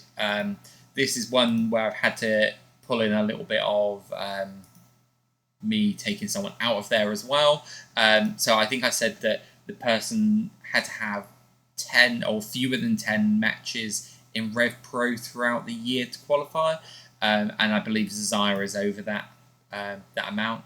Yeah, I mean, like he literally flies in for his appearances. So technically you could say he's an import, but he's also been on every single RevPro show since he debuted. Yeah, so I count him as a regular, which I was going with import more of the foreign-based plus fewer than 10. Someone has asked me, and one of the votes that we've got here, so I'll go through kind of the list and I'll explain when I get to it. So here's your 3%ers, if you will. Ishii, Damiao, Dijak, Mascara Dorada, Barcelona Blacklist, Hiromu Takahashi, Hechicero, one called Manders. Someone nominated Gabe Kidd. They weren't sure whether they could. To me, Gabe Kidd, he is, even though he's from the UK, he's with New Japan. That's where he's out that way. So to me, he does have that import feel to him. I think he's leveled up from being a British wrestler to a world famous wrestler that is British. Yeah, I think that's a really good way of putting it. So there are all our 3%ers. Coming in at 5%, and a man I'm very excited to see back in RevPro next year, Stephen Wolf. Cannot wait for that, especially since I was not at the Sheffield show, and I was like, that's one I was gutted to not be there for. Coming in with 8% of the vote, so as I've said, Zazaya, who I've removed. And the next one is Zack Sabre Jr. Again, like you said, Dave, I think a really good way of putting it. World famous wrestler who happens to be British. So, Dave, who did you vote for as your number one overall best import wrestler? I went for Lio Rush, simply for the fact that I feel like he has added value to everything that he's come over and done. Mm-hmm. From making the J Cup like a real kind of like global attraction, to his matches with Nino Bryant and Leon Slater on like those kind of smaller shows. I feel like everything that he's done has elevated the people around him. Like Cameron Kai working with Lio Rush and Dante Martin, just the optics of seeing Lio Rush, Dante Martin, Cameron Kai immediately makes Cameron Kai feel like a bigger deal. Do you know, he's got like that rub, you know, like you get the rub of working with Lio Rush. I know that he didn't appear more than 10 times, but he was definitely on the higher end of the appearances. But for me, he'd be my number one. Yeah, and look, I'm going to be up front. He's number one overall with 18% of the vote. Is he? Really well deserved. When you were in Stevenage, and you can see the way the kids react to him as well. It just shows what a great bit of business he does. The That wasn't who I voted for as my number one, though. I found this a really tough one because there were so many names who you could have voted for. So I've gone a different pick. Mine is the person who's coming at number 3. Now, before we get on to that, the person who's coming at number 4 with 11% of the vote is Mina Shirakawa. So again, as we said, great bit of business for RevPro. We thought this would be exactly where Steph Faker would have been if she came in. So when Mina came in, I didn't expect to see the same sort of trajectory. I expected it to be a one and done, but great bit of business. Number 3 with 13% of the vote, and who I picked, MJF. Yeah, I can understand that. Yeah, I thought this was. We're talking about great business, right? And look, I'm not going to profess to be business minded, and I don't want to be that fan, right? Because we've all seen the people go, well, WWE is better because they do more ticket sales and more people watch, right? That doesn't equate quality, but I think this was one of those ones that for a company like RevPro, this was a major get and a great bit of booking, right? So like in terms of the high profile nature, we're like what it was even only a few weeks. It was, if I remember, it was 2 weeks before the Copper Box. Am I right that this? Yeah, it was. It was literally a fortnight before on a week that was meant to be a Southampton show. That was it. Yeah. So they quietly moved the Southampton show. Yeah. Without announcing why, just saying due to change in circumstance or whatever, the 11th of August show will now be on the 18th of August. Yeah. And you at the time, we were a bit like, there must be a reason for that. Yeah. Yeah. And then I remember going to a show and chatting to some guys on merch, and it becoming apparent when I left that there was going to be a show on the 11th, and me being like, oh, okay, that must be a big deal. You don't change your schedule unless it's a big deal. Yeah. And then sitting in Coventry, and I walked past Andy, and again, like peeling back the curtain, I walked past Andy in Coventry, and he was like, mate, when at the end of the show, I'm going to send you a video. Can you pop it up on Instagram, please? And can you just make sure you collab with everybody that's involved? Include and send the request to AEW to collab with AEW. And I was like, oh, okay, mate. Yeah, no worries. I'll do that. And I've literally gone and sat down in my chair and been like, who the fuck have they got from AEW that I'm going to be sending a collaboration with them? Because, like, realistically, like when they booked Serena Deeb versus Kanji, that's not something that AEW is going to collab over, because that's just her taking an independent booking. To collab with AEW, they must be doing something that AEW is like fully involved in, and it be AEW storyline as much as it is RevPro's. Yeah. I'm literally sitting there thinking, who's it going to be? And then the screen was behind me where I was sitting. And it literally, everybody turns to look at the screen and it pans out from the American Championship. And you're just like, holy fuck. They could not have got a bigger, hotter name outside of like fucking Roman Reigns. Yeah. They could not have booked a bigger name. And you're like, wow. Yeah. Business is picking up. Absolutely. And I remember when they said, look, a show's coming, we're not going to tell you who yet. And I think this was the day before tickets went on sale, if I remember correctly. Or it was a couple of days, or something happened, because I remember them saying, hey, you're going to want your tickets. Or it might have even been just after tickets, I can't remember. But we were speculating, and I was going, it's going to be someone big. I was convinced it was Danielson, right? That was my thing, right? Danielson, potentially on a retirement year, wants to wrestle somewhere like York Hall. But it's the same level, right? And that was it. Like, that was saying Danielson or someone at that level. And it was absolutely, as soon as the American Championship appeared on screen, I'm sitting there going, what the fuck? Like, It would have probably been picked, if I was there in Coventry, it would probably been picked up in the same way. The things that I love about everything you've said, just the idea of seeing MJF there, standing opposite Michael Oku, the rub that gives to Michael Oku as well. Not that he needed it, but it adds a bit more like gravitas to the RevPro name, like a bit more legitimacy that this guy is coming over to this company and he's wrestling a match. It gives that more legitimacy to Michael Oku in the eyes of the casuals. It was featured everywhere. It was on AEW television. This was everywhere, right? But what I also love that it does, and I love it from a business perspective, which I'm not going to claim to know too much about, but clearly everything we know about RevPro is they do it if it makes business sense, right? They were able to get an extra York Hall show into their schedule, right? Which you then get the biggest York Hall crowd of the year as well. Yeah, so you get all the benefits that come with that, right? Financially, everything that comes with that, you get all of that in there. You get the buzz that comes with it. And I also love what they were able to do on that show. You'd have got people that would have been competing in their first York Hall on that show. People were getting extra York Hall shows out of it. It also allowed for the James Castle tribute to be literally just thinking that a more intimate setting rather than just being part of an anniversary show and a bunch of people who maybe don't know the history as much. You allowed that to be in that environment, a RevPro home turf.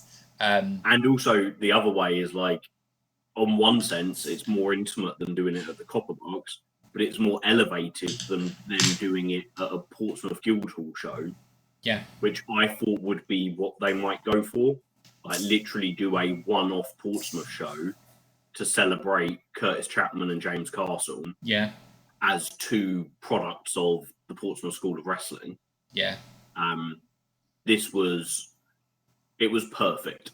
Yeah. So that is why MJF and then everything MJF brings character-wise into that match at the end makes her a very surreal moment. Very surreal. I'm not going to claim it was my favourite match of the night in terms of match quality because it probably wasn't. But for me, it was just about the moment and everything it brought with it. Yeah, this is it, right? There's like this is for me the Shaw Samuels David Francisco match, like a comparison. Yeah. As a single wrestling match, it was one thing. As a moment, it was a completely different thing. Yeah, absolutely. And the pop, the heat, crowd reaction to MJF was something like nothing like we've heard all year. Mm-hmm. Yeah. The match is whatever the match is, and that's not to say it was a bad match. It certainly wasn't. But it wouldn't be on my match of the year list. Mm-hmm. But it would certainly be on my moment of the year list. Yeah. And people always say, right, wrestling's about creating moments and creating feeling. Mm-hmm. You could have two trainees work their way up to being in a position where they can go on and put on an excellent professional wrestling match that nobody cares about. Yeah. And then you can have, look at Hogan versus The Rock. It wasn't the greatest wrestling match of all time. No. But it was one of the greatest wrestling matches of all time. That's it. Sometimes, like, you get people that like sit in two camps. Wrestling can only be one thing. Wrestling can only be technical classics. Wrestling can only be things that make you feel. It can be both. And at times it should be both as well. You should be enjoying whatever that is in ring that technically makes it great. Whether that is basic moves, but whatever it is, it should all just make you feel and make you get involved. Whatever that looks like to you, this had that in there. But then that gives us who our number 2 import of the year was, Dave. So we've waxed lyrical about number 1, number 3. Number 2 is just a man who we've already kind of waxed lyrical about him earlier in this as well. So it's someone that we've spoken about, made the most of every opportunity he's got. It was Mike DeVecchio. I thought it was. Yeah, he's come in. I won't lie, with the more prominent international names out there, or your Zack Sabre Juniors, your Hechiceros, I didn't expect him to see as high up in the list purely from people remembering like the biggest names. So I did love to see him get this recognition. He came in just short of the overall. So Leo was 18%. He came in at 13%. Oh, really? Yeah, he did. Yeah, I really want to see Mike DeVecchio back next year. Yeah. It's interesting to think that he only really worked this year RKJ and Oscar Lloyd. Yeah. So I'm really, really excited to see him back and work in a greater variety of wrestler.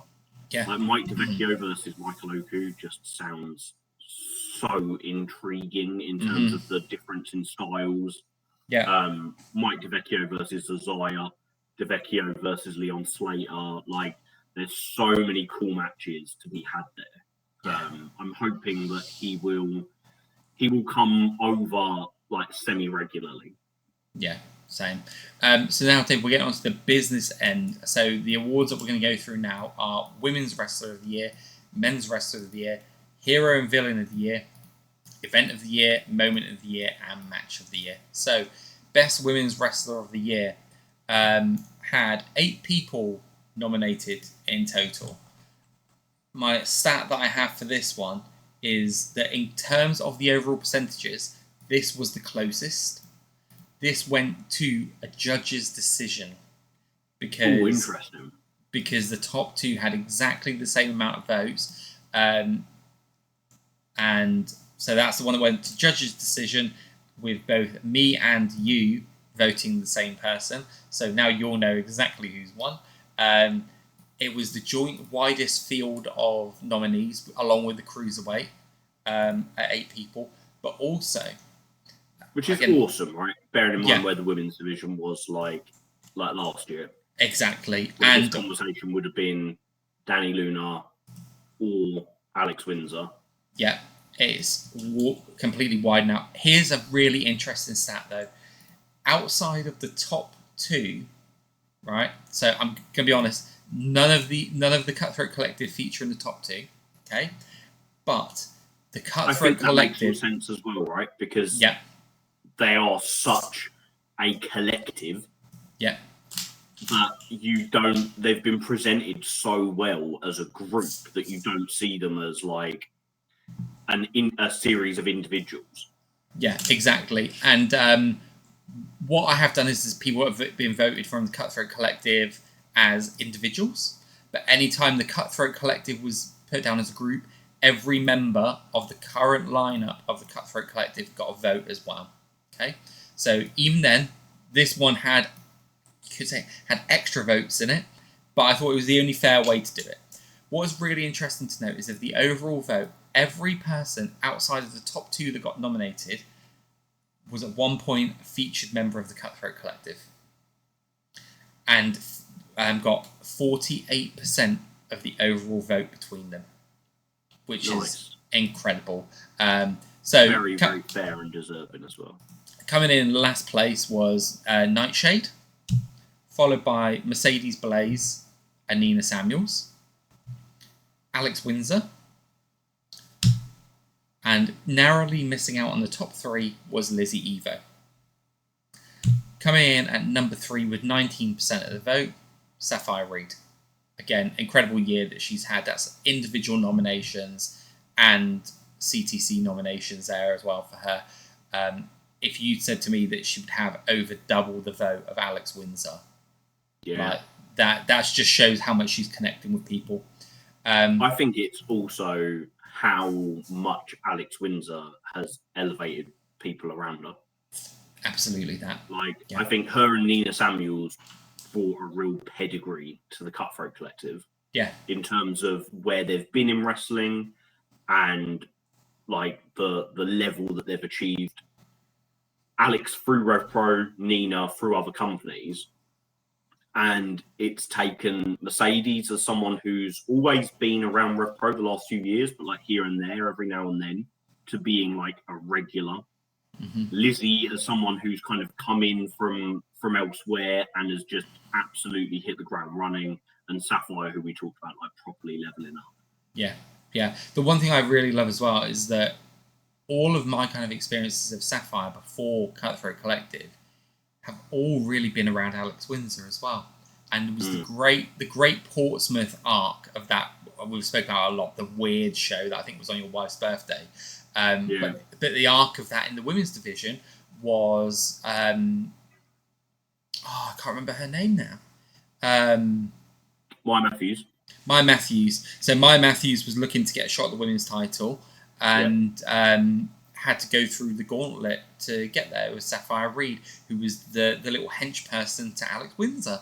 So the more things work, the more they carry on, right? But I just think fantastic to see her there, which gives us the top two, both earning 26% of the vote each. Coming at number 2, who did not score any of the hosts' top vote, but truly deserving if she had won it, would have been Dani Luna. Yeah, very fair. What a year she's had in wrestling in general, right? She's recently been voted as part of the TNA Knockouts Tag Team of the Year. Yep. Featuring, when all of these names got signed by TNA, I was expecting Dani to be featured, but probably the one I was expecting to be the one that seemed to be a cornerstone for them would be Leon Slater. But the one I'm consistently seeing, I mean, Leon's obviously winning awards out there and such, but Dani is the one that I'm seeing featured in that Knockouts Tag Team division. Really, I mean, if you look at it as Leon won their One to Watch in 2025 award, and Dani won like their Women's Tag Team Wrestler of the Year award. Yeah, and so basically, she's the here and now, and he's the one to watch. And that kind of says it all as to how they're being presented in America. Yeah, absolutely. Great to see her being presented like that. She's managed by Lars Fredriksson of Rancid. That is just fucking crazy. Like, if you'd said to her a year and a half ago this would happen, she'd probably be like, nah, this isn't happening. Crazy shit. Mate, the dog collar match. Just getting to let's not forget what a triumph that was. Yeah. That will likely still be in my top 10 of the overall year. I think it was number 3 in my top 10 of the first half of the year, and it was a real struggle. That was the toughest match for me to sign where it is. I still think it's in my top 3 now. Yeah. For the whole year. Yeah. I think it's second only to the match I voted as match of the year. Nice. Yeah. I know definitely. I imagine it'll definitely be in my top 10. But yeah, fantastic match. Number 1 though, Dave. Can she do it? Yes, she can, G. Absolutely. Number 1. What a year this woman has had. Talk about people leveling up, right? Yeah, I was just gonna say that, like, the fact that she came in. I'm just having a look at my leveling up. She was 6th overall in that. A couple more. And there'll be loads of people that wouldn't vote her for leveling up because they already saw her as a high level. And that's the thing that I would always say about when you talk about people leveling up. It could be some like Swerve Strickland leveled up in 2024. Mm-hmm. He leveled up from being a world famous professional wrestler to being top of the card professional wrestler. Yeah. You could say Will Ospreay leveled up in 2024. Mm-hmm. Like, you're not just talking about, someone's been a breakthrough. They've gone from being a jobber, Powerhouse Hobbs, when he leveled up from being Will Hobbs, the AEW Dark jobber, to Team Taz Powerhouse Hobbs. That's only one type of leveling up. Yeah. Kanji, for me, has gone from being a cult hero in British women's wrestling. She always had that love and support from especially regional crowds that knew her from the Southside days, to being legitimately the most consistent and top women's wrestler in RevPro. So, Dave, what I'm going to do is I'm going to read out what I think is probably, of all the comments we've had about all the categories, probably the one that sums it up the nicest of anyone. So, who's your women's division wrestler of the year? Kanji. Honestly, it was a toss-up between her and Dani Luna, which we've seen that, right, with the community vote. But I went with Kanji for a couple of reasons. One, she, I think more than any other, was trusted to wrestle some of the top talent in the world. Azumi, Steph Vicaire, Serena Deeb, on the big event shows. She was able to rise to the occasion each time and came out not only having had a great match, but with more people supporting her than coming in. 2, comparing her top matches with Dani Luna, Kanji's been allowed to shine a lot more in her matches, even in the copper box no DQ tag, and has more than improved her style over the last year. Partially, I think that's due to the experience she's gained from the above-mentioned matches. She's arguably more popular as a babyface than even Dani Luna is right now, and she, I feel, is on the path to becoming British Women's Champion by the end of 2025. If that happens, it would make for the most feel-good moment of the last few years of RevPro. Time will tell. Agreed with all of that. I love that. Yeah, absolutely love that. Love it completely. I think I said to you that the moment I took notice of Kanji was, I think, January Progress versus Nina Samuels. And sometimes I say that when the camera gets really up close, or when you're there live, you can really lean in and you can see just how intricate they are being with things. And you go, oh, I didn't realize. And now, whether that was something I didn't realize before or whatnot, right? So I'm only looking at this, and it's safe to say that even with what some people are voting, some people are looking at RevPro talent and looking at them across different companies, okay? Naturally. For this, I'm literally just keeping Kanji RevPro in my head. But even then, I'm going, well, I saw her in Progress in this insane ladder match. I saw her for Chaos in these great matches she had. Like, the woman, everywhere I've seen her all year, has just been, like, pound for pound, one of the best wrestlers I've seen. Levels of consistency that is just unseen across. I would say, consistency-wise, she is up there with Oku, Jacobs, Zazaya. Right, genuinely up there with them. Alex Windsor, up Stick there Mills with, in there, and I'm happy. Mills, yeah, for the level of consistency that she has had, like, you know that she's going to. She's also she's also someone like Mills. There's quite a lot of similarities between Kanji and Mills. Someone who has adapted their style to make themselves unique and different from everyone else that's wrestling around them. Yeah. They both chose to pursue the technical wrestling side of it. But they're also not simply popular with people that like technical wrestling. Yeah. I absolutely love, I mentioned it earlier, I love watching Chris Ridgway. But I also know that he is not as unanimously popular as Connor Mills is, who wrestles the same style. And that's because Mills has that, like, crossover appeal in that he appeals to those people that like technical wrestling as well as those people that enjoy everything else he brings to it. And Kanji does exactly the same. And this is no coincidence. You ask any of my children who their favourite wrestler is, and they all say Kanji. Yeah. But I talk to a lot of fans, and because I take kids to the wrestling, I talk to a lot of other parents who take kids to the wrestling. All the kids love Kanji. Yeah. Sitting at Uprising, I had a little lad next to me who was absolutely as cute as a button and mad as a hatter. And he loved Kanji.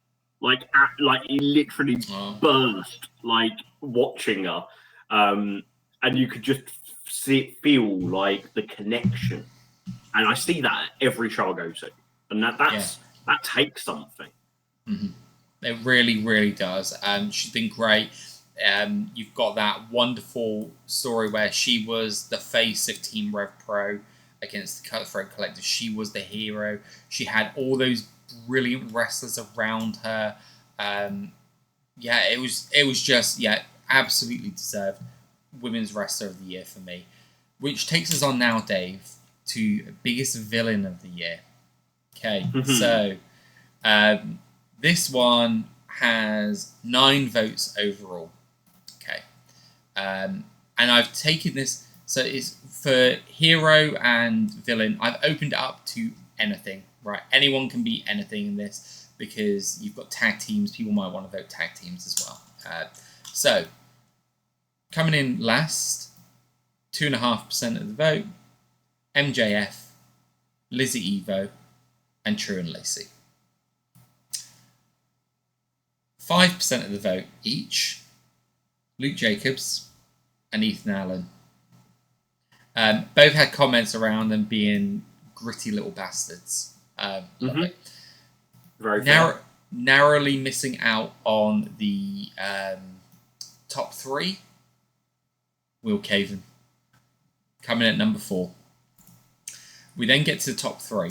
So with 8% of the vote, David Francisco as Villain of the Year. With 21%. Bear in mind that also that's a percentage of the vote that excludes everybody in Southampton who would have presumably voted for him as their hero of the year. So that's even more impressive. Foreshadowing. 21% of the vote, Connor Mills. Mm-hmm. A massive 45% of the vote. Dave, do you want to hazard a guess at who this could be? I mean, for me, it has to be the Cutthroat Collective. Exactly. As the group.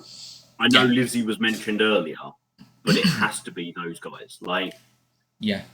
Nobody. I remember joking. I can't remember if in what forum I said it. But I said that for Leighton Buzzard to come back as a heel after his injury, he would have to take out Francesca. I remember you saying that, then literally a couple of months later, that's how the Cutthroat Collective debuted. Yeah. Headbutting Sarah Hatch, taking out Francesca Oliver, and immediately they have the fans fully against them. I'm just and I know that's changed over time, but I also feel that's changed over time partly by their own design. Yeah. You know, they've brought out merch. They're working the merch stand every show.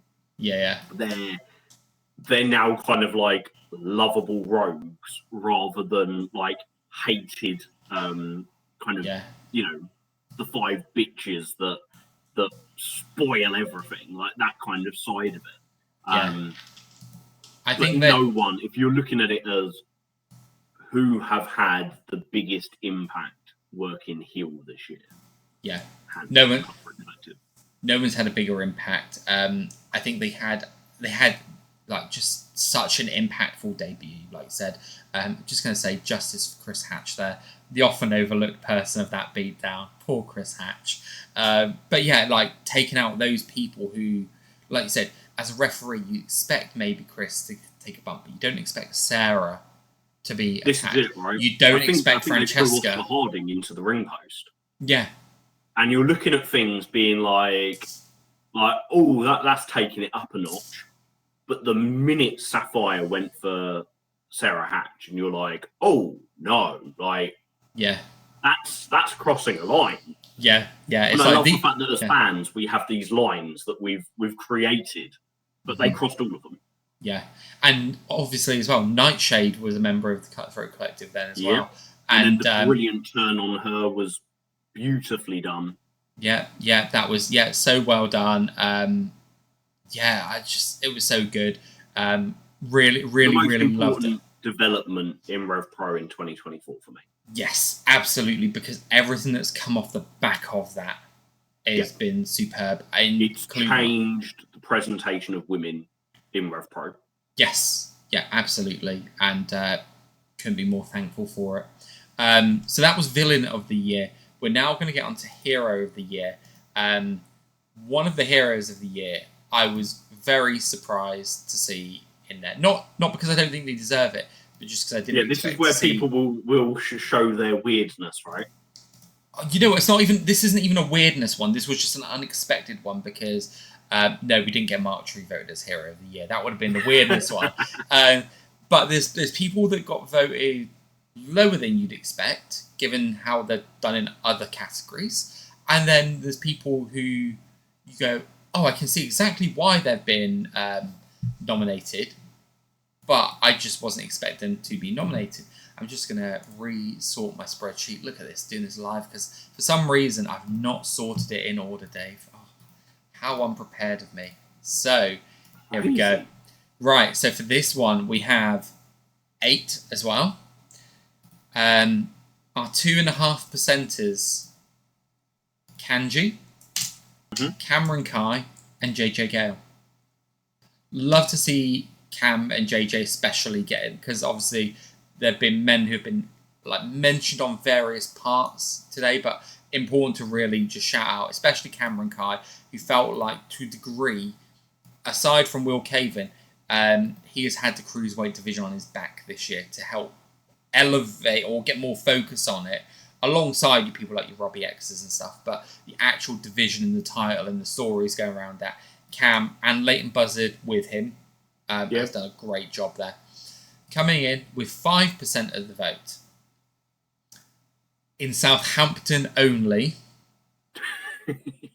David Francisco. Yeah, I'd love to know how many people, like, if we could do some regional analysis of that. Yeah. Coming in 4th place with 12% and just missing out on top 3, Sunshine Machine. Love that. So, quintessential baby faces. Dave, who did you vote as best hero? Zazaya. The most overall natural baby face on the roster. So you know what, right?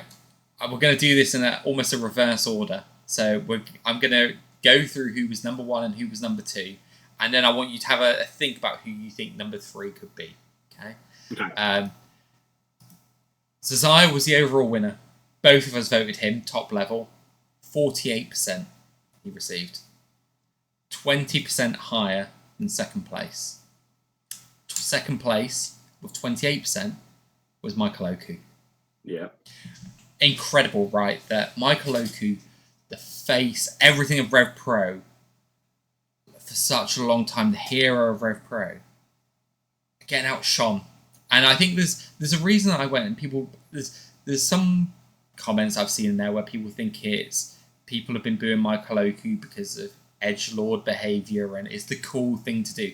And I don't think it's been that. I think Michael Oku at times has gone looking. Yeah, he knows exactly what he's doing and he's gone for those reactions. And I think that's been... There is a heel in Michael Oku that we see, and we see it regularly, just little glimpses of it. Yeah, and little glimpses of the egotistical Michael Oku. Mm-hmm. Little glimpses of the arrogant Michael Oku. Mm-hmm. Little glimpses of the vicious Michael Oku. It's all there. Absolutely. You just only see it when he wants you to see it. Which is why it was harder for me to put him as my overall best hero. Because there are times where the mask starts to slip slightly. And we've said it all year, right?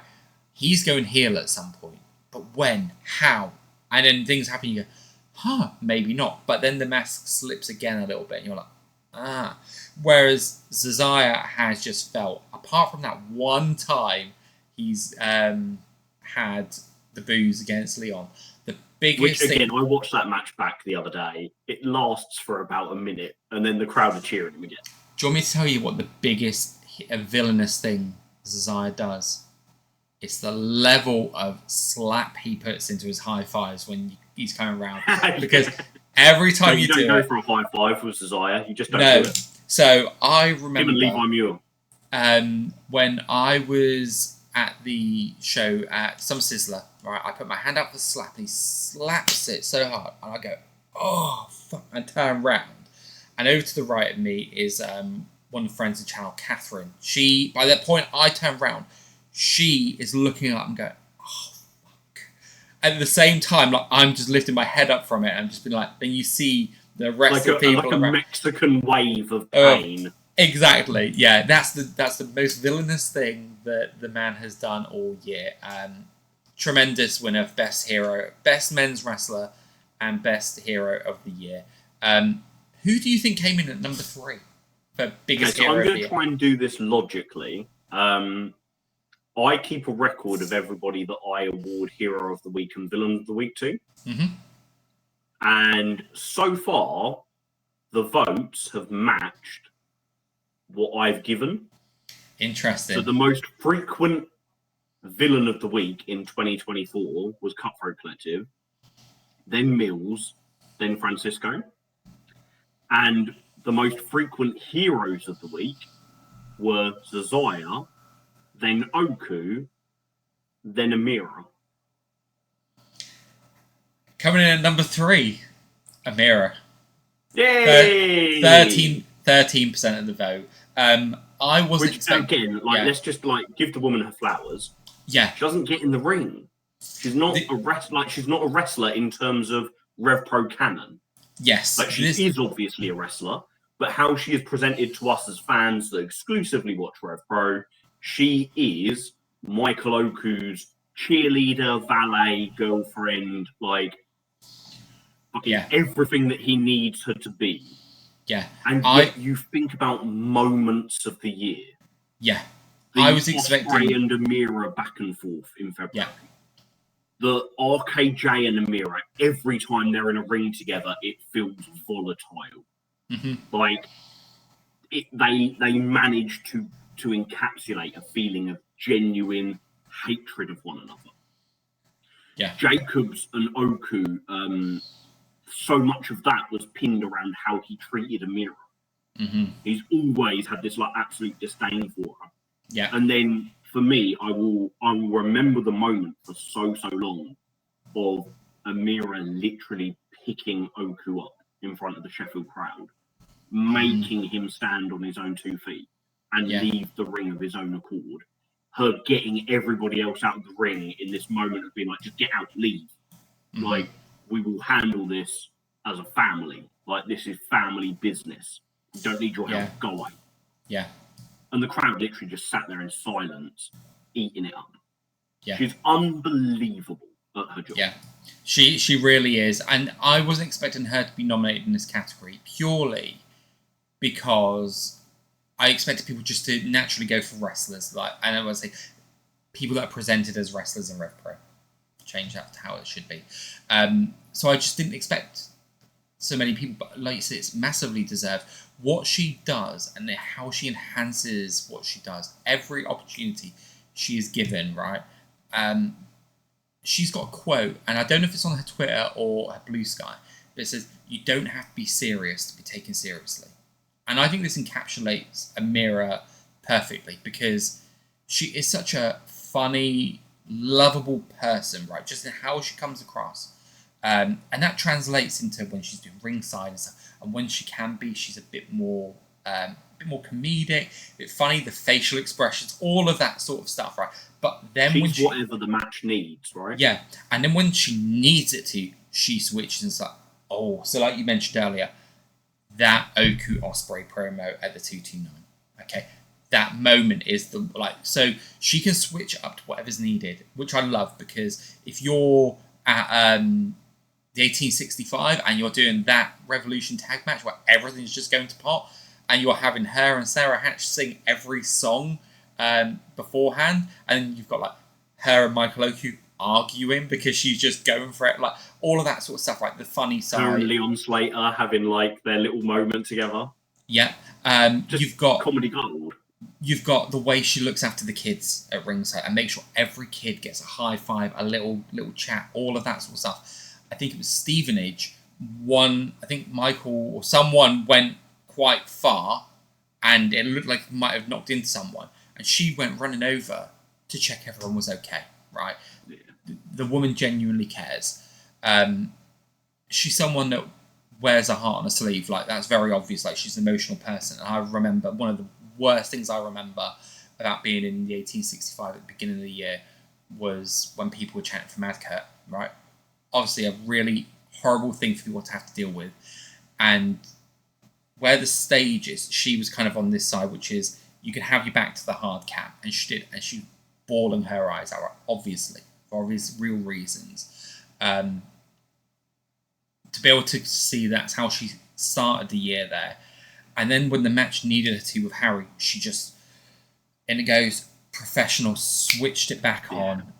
So to be able to see, like, just again, the professional she is, it sounds like a horrible example to use in some ways, but kind of the reason I wanted to highlight was one, just how professional she is, two, how much she cares about everyone around her, and three, to be able to see that's how she started the year and see the year she's had and how she's been able to end the year, like in the most fun way, and the things in between.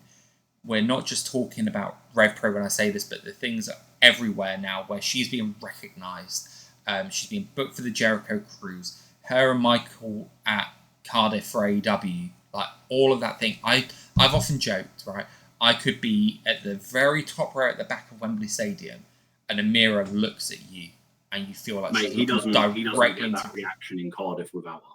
No, she feels like she's looking directly into your soul. It, yeah, and she commands it from the crowd.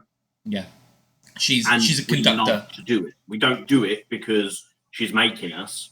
No, we just do it louder because, and like, she is the greatest cheerleader in the world. When there are times when I feel like my energy is spent, and I'm like, I just don't have it in me to do it right now, she will look in my direction. And like I said, this even in Cardiff, when she turned around, she has no idea I'm even there, right? And I feel like she makes you feel like you're the only person in the room, and that she's looking. And you're like, yeah, and that's it. That's what I love about the role that she has, which is why I was so glad, even though she didn't get nominated as the overall winner, I'm so happy because for me, Amira being nominated in the top 3, despite not being an in-ring wrestler in RevPro, to me that's as good as a winner. Yeah, that's a tremendous victory in itself. Yeah. So, Dave, last 3 that we're going to go with. Now, we've spoken a lot about these already, so we'll probably not have too much additional to add to a lot of them. But we're going to run through Event of the Year, Moment of the Year, and Match of the Year. So, Event of the Year. We had 7 different events nominated.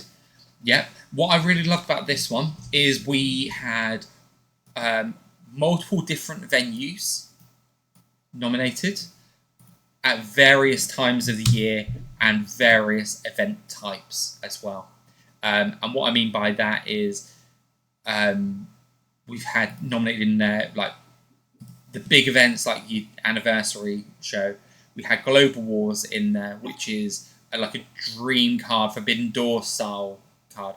We had a Trios Grand Prix in here, and we had a Rumble as well. So very different types of shows, very different points of the year. So coming in at 3% each was Summer Sizzler and Revolution Rumble. Mm-hmm. Coming in at 8%, what was going to be my my number 1 pick, and I was wavering between 2, and I'm just going to put out there, mine and your number 1 picks are also the number 1 pick with the community. So, but it was Global Wars was next. That was very closely going to be my number 1. I think the Doncaster Don't Bias was just pushing it a bit too high for me. Also 8% was the they were both 7%.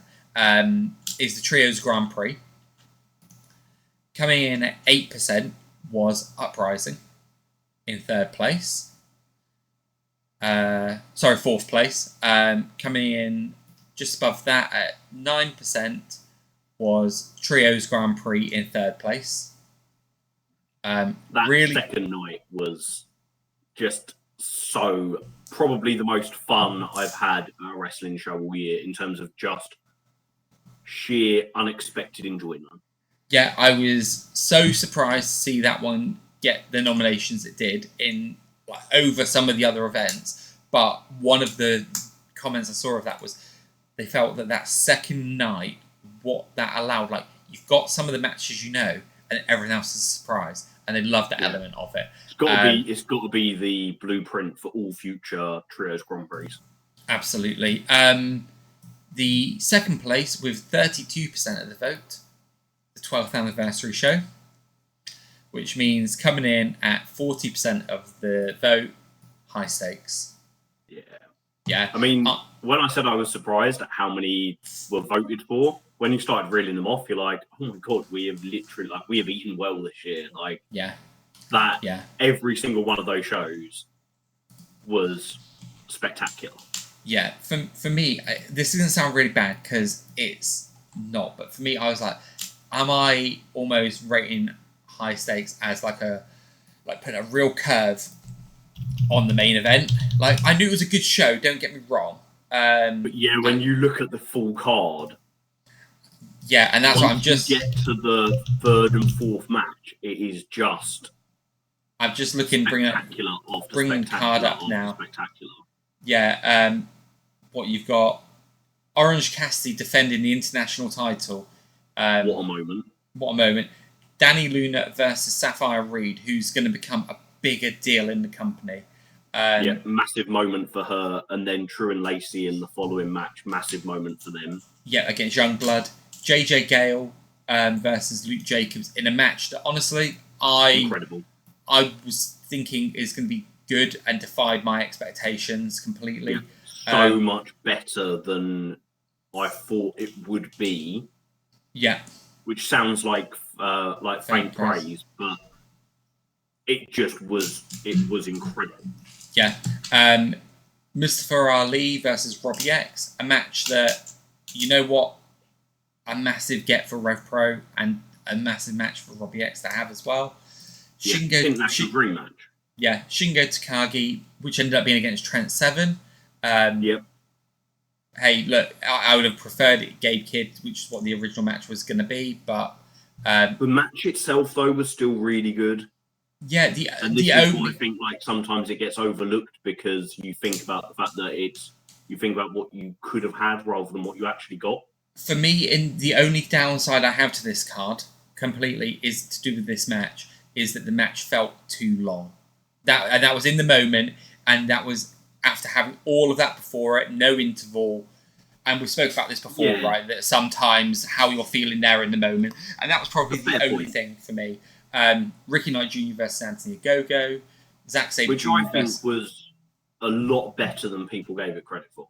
Oh yeah, absolutely, absolutely, it was. Like no two ways about it. They delivered on that. Zack Sabre Jr. versus Connor Mills, and then Oku and Ospreay 3.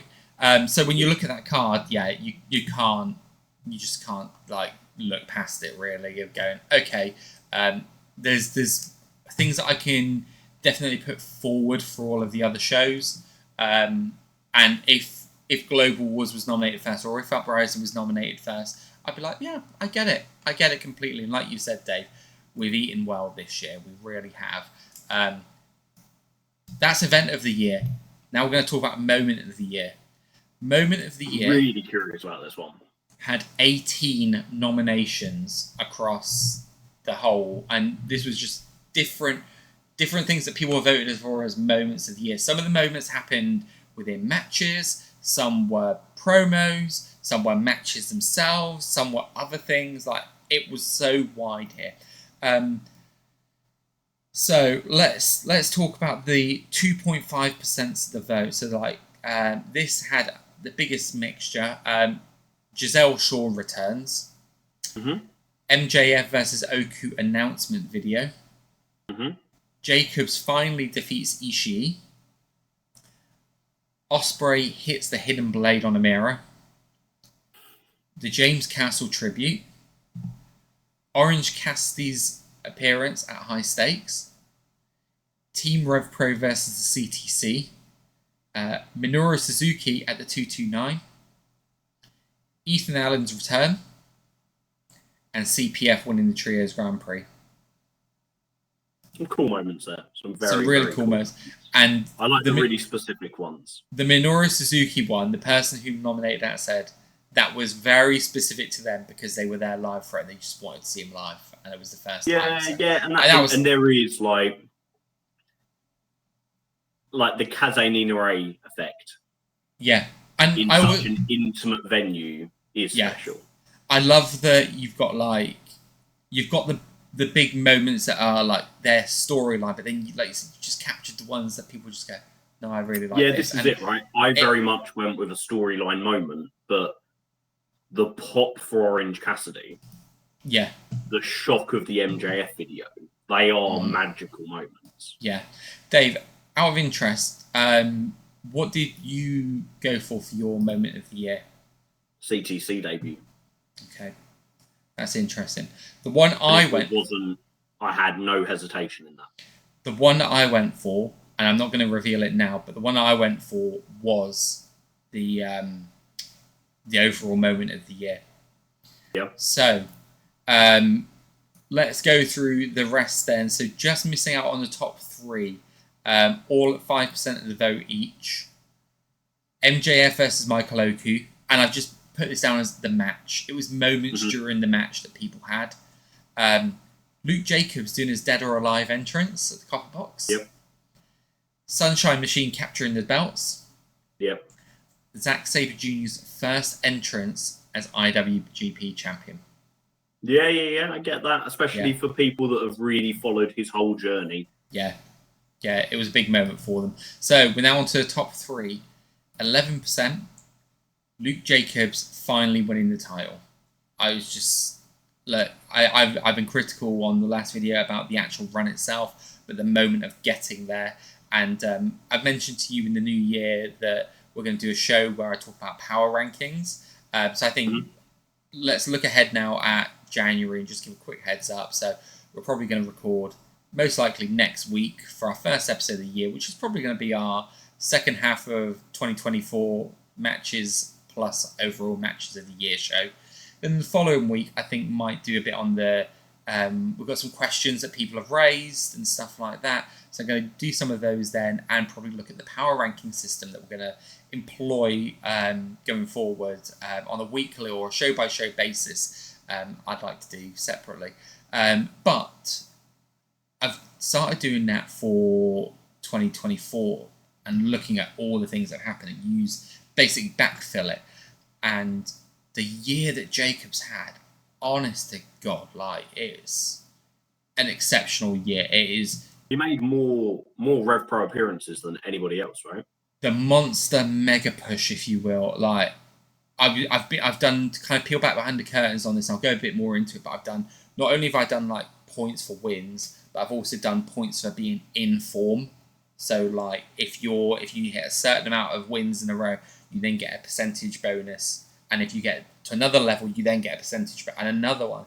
And Luke Jacobs hits all of those, and like it was just incredible. Like the year that he's had. I've only done half of it so far, but his getting to and winning of the title, massive moment. Coming in at number 2, and this was one that encapsulated both match and post-match. It was Ospreay's final match. For some, it was the match itself. For some, it was the speech at the end of the match. For some, it was the entrance. All of it was special. I still remember getting to meet him that day. Like, this is a guy who's leaving the Indies because he's going to join AW full time, and making you, like, when you're just chatting to the lad, and he doesn't have the airs and graces that you'd expect like an international superstar to have. Like, he was just down. I watched the Mark Ashley documentary with him again yesterday. Yeah. Just had it on in the background whilst I was pottering about doing stuff, and you just, it makes you feel stuff, doesn't it? It really does. And I remember like being down in for Mustafa Ali's meet and greet and coming up because we were running so late that Ospreay was out practicing his entrance, and like coming out and you go, "What's that music?" And I'm like, "I'm not telling you what it's about. I'm not telling you. You'll see later," because it's just one of those things. It was cool to see when you were there, but you don't want to spoil the magic for someone, right? And like everything about it, wonderful. But number 1 moment of the year, 29% of the vote, 2 top level votes from me and you, the CTC debut. And I love that. I didn't know if it would be kind of as widely appreciated, especially if you weren't there. Mm-hmm. And obviously, like, you think about the RevPro fan base. Yeah. Like, you've got a couple of hundred fans that go to some or all of the Southampton shows who probably weren't in the 229, and a couple of hundred that go to some or all of the Sheffield shows who probably weren't in the 229. And then lots of new fans that have formed since then, like the Copper Box shows each year seem to bring in a whole new group of people and stuff like. So there'll be loads of people that weren't there on that, that June Sunday afternoon at the 229, but it was special.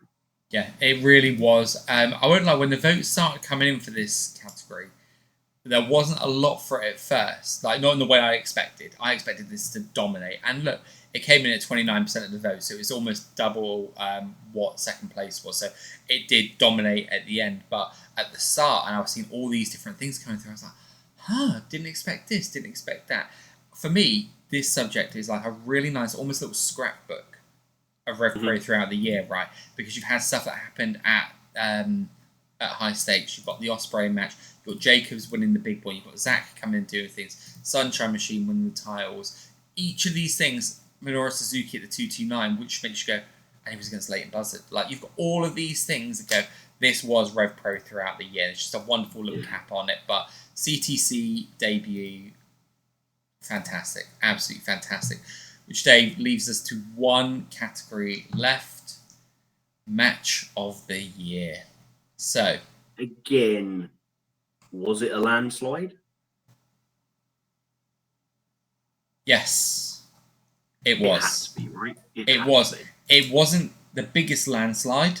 44% difference between first and second place.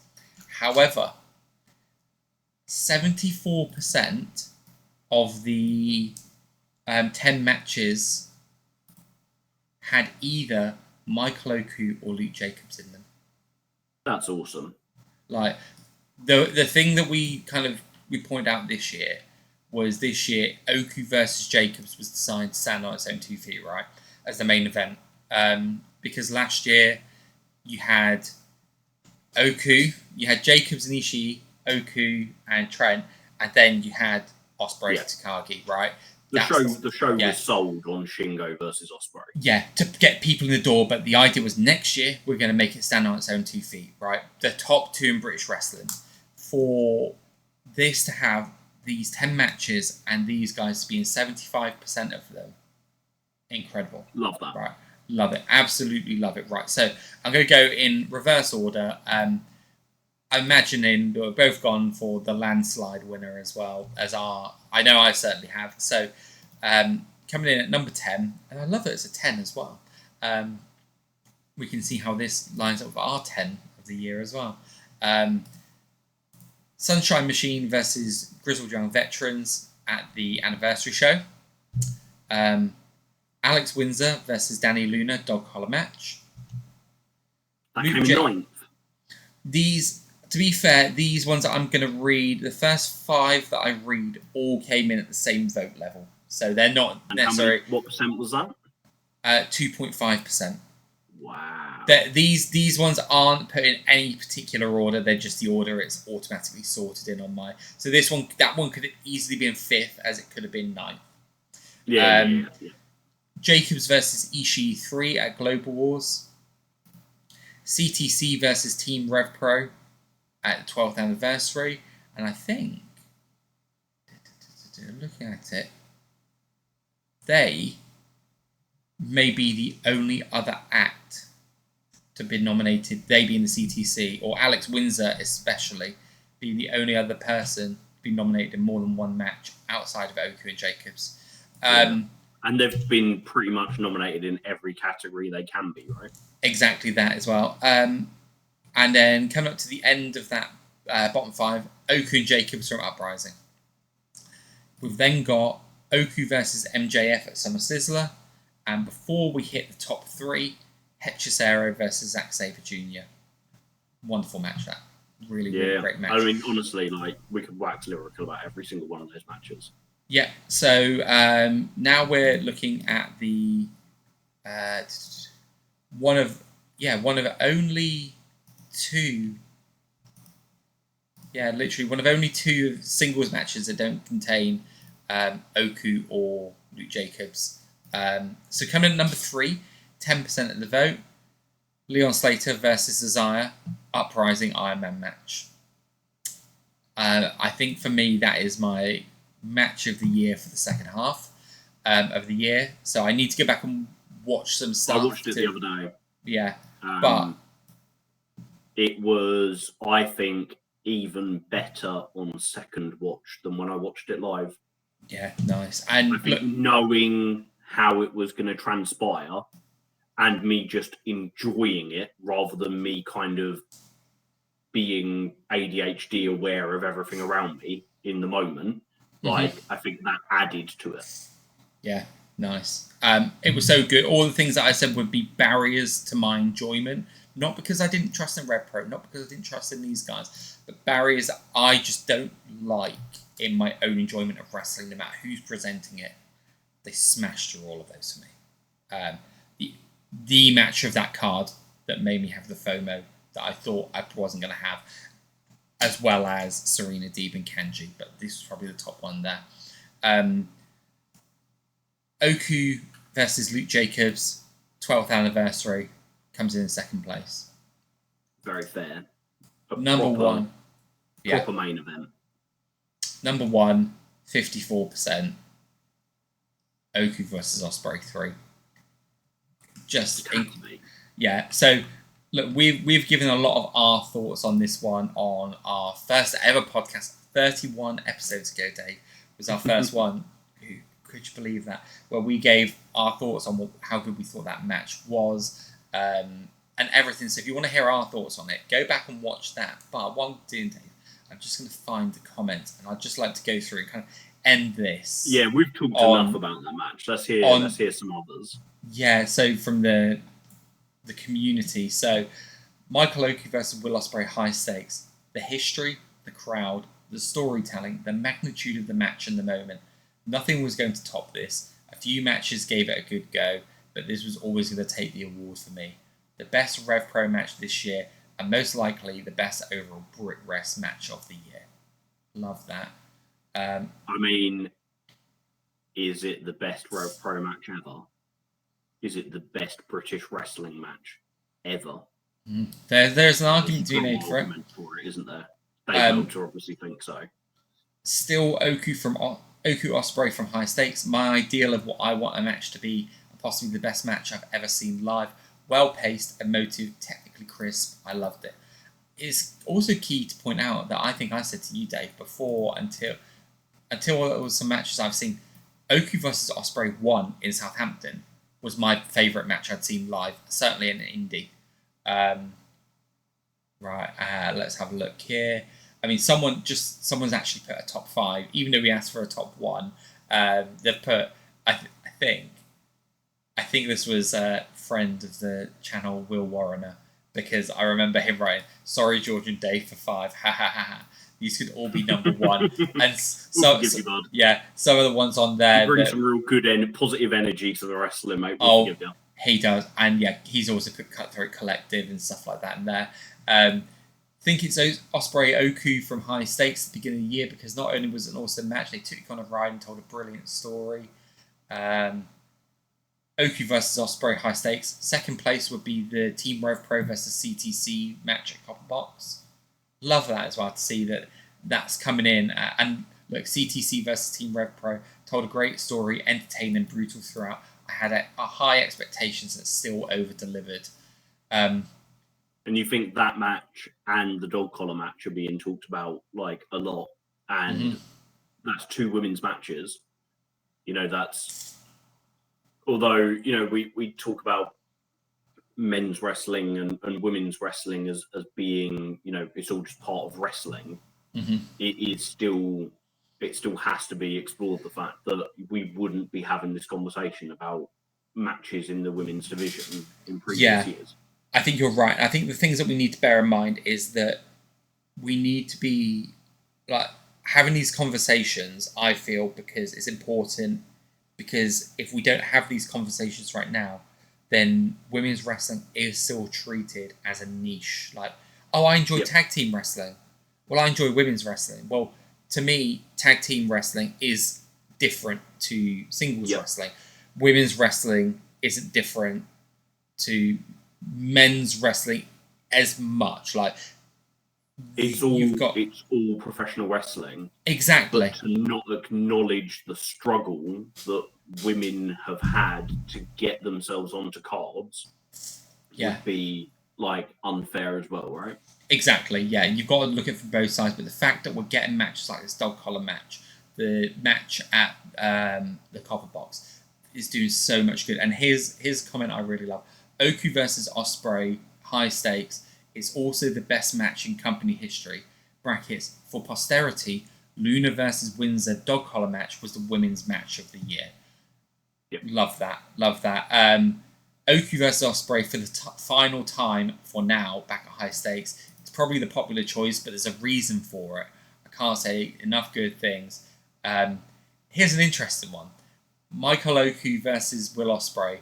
I will say it's not as good as their first match at High Stakes in January 2022. That was actually their second match, but was still an absolute banger. Interesting as well that these guys can put on a match to the level of Dead, and some people go, "Hey, I love this. This was my match of the year. This one was even better." Right? Again, I'm not saying that to get put it down on the match. More so, hey, look, these guys have just got insane chemistry that they can go out and have a match like that. Someone can say it's their match of the year and go, and I still don't think it's the best of the three.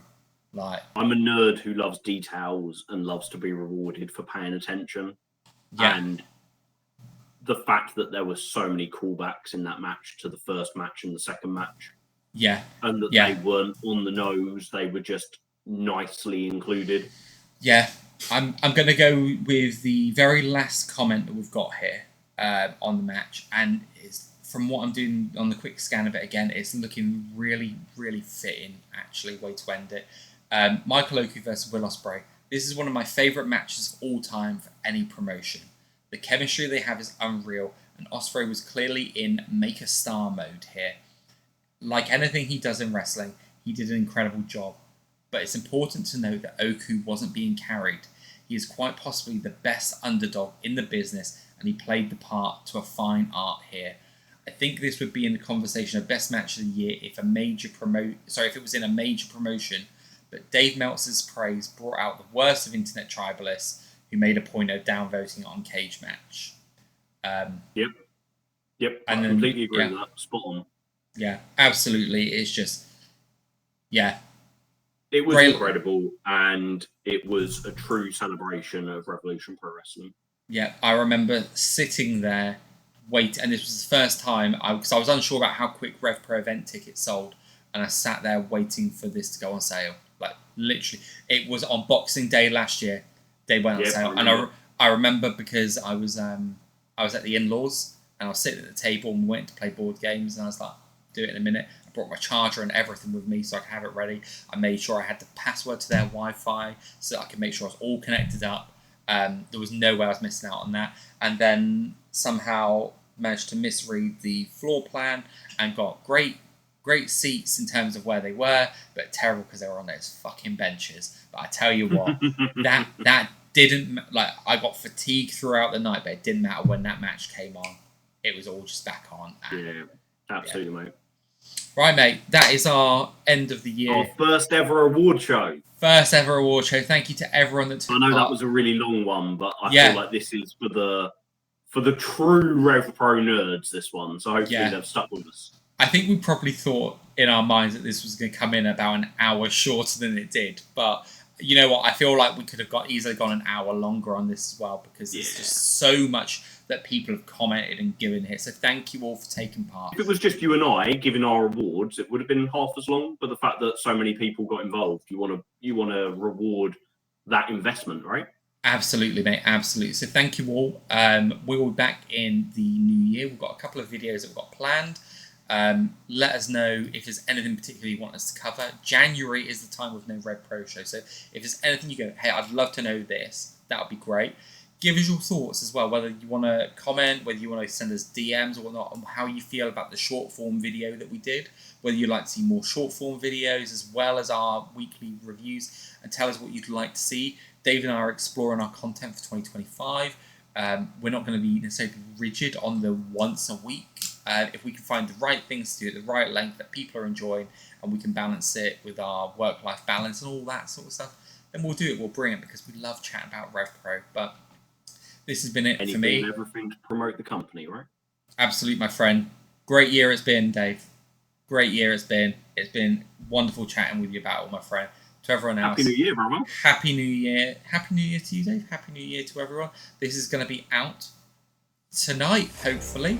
I'm going to get this edited straight away after I hit the end button on our call. Going to get this edited. I'm going to get it uploaded to YouTube, and I'm hoping that it will upload for some point tonight. So it will just drop, and then we can promote the shit out of it with everyone. But thank you all. Thank you all. It means a lot that you all got involved in this, that supported us. We'll be back in 2025. Have a good one.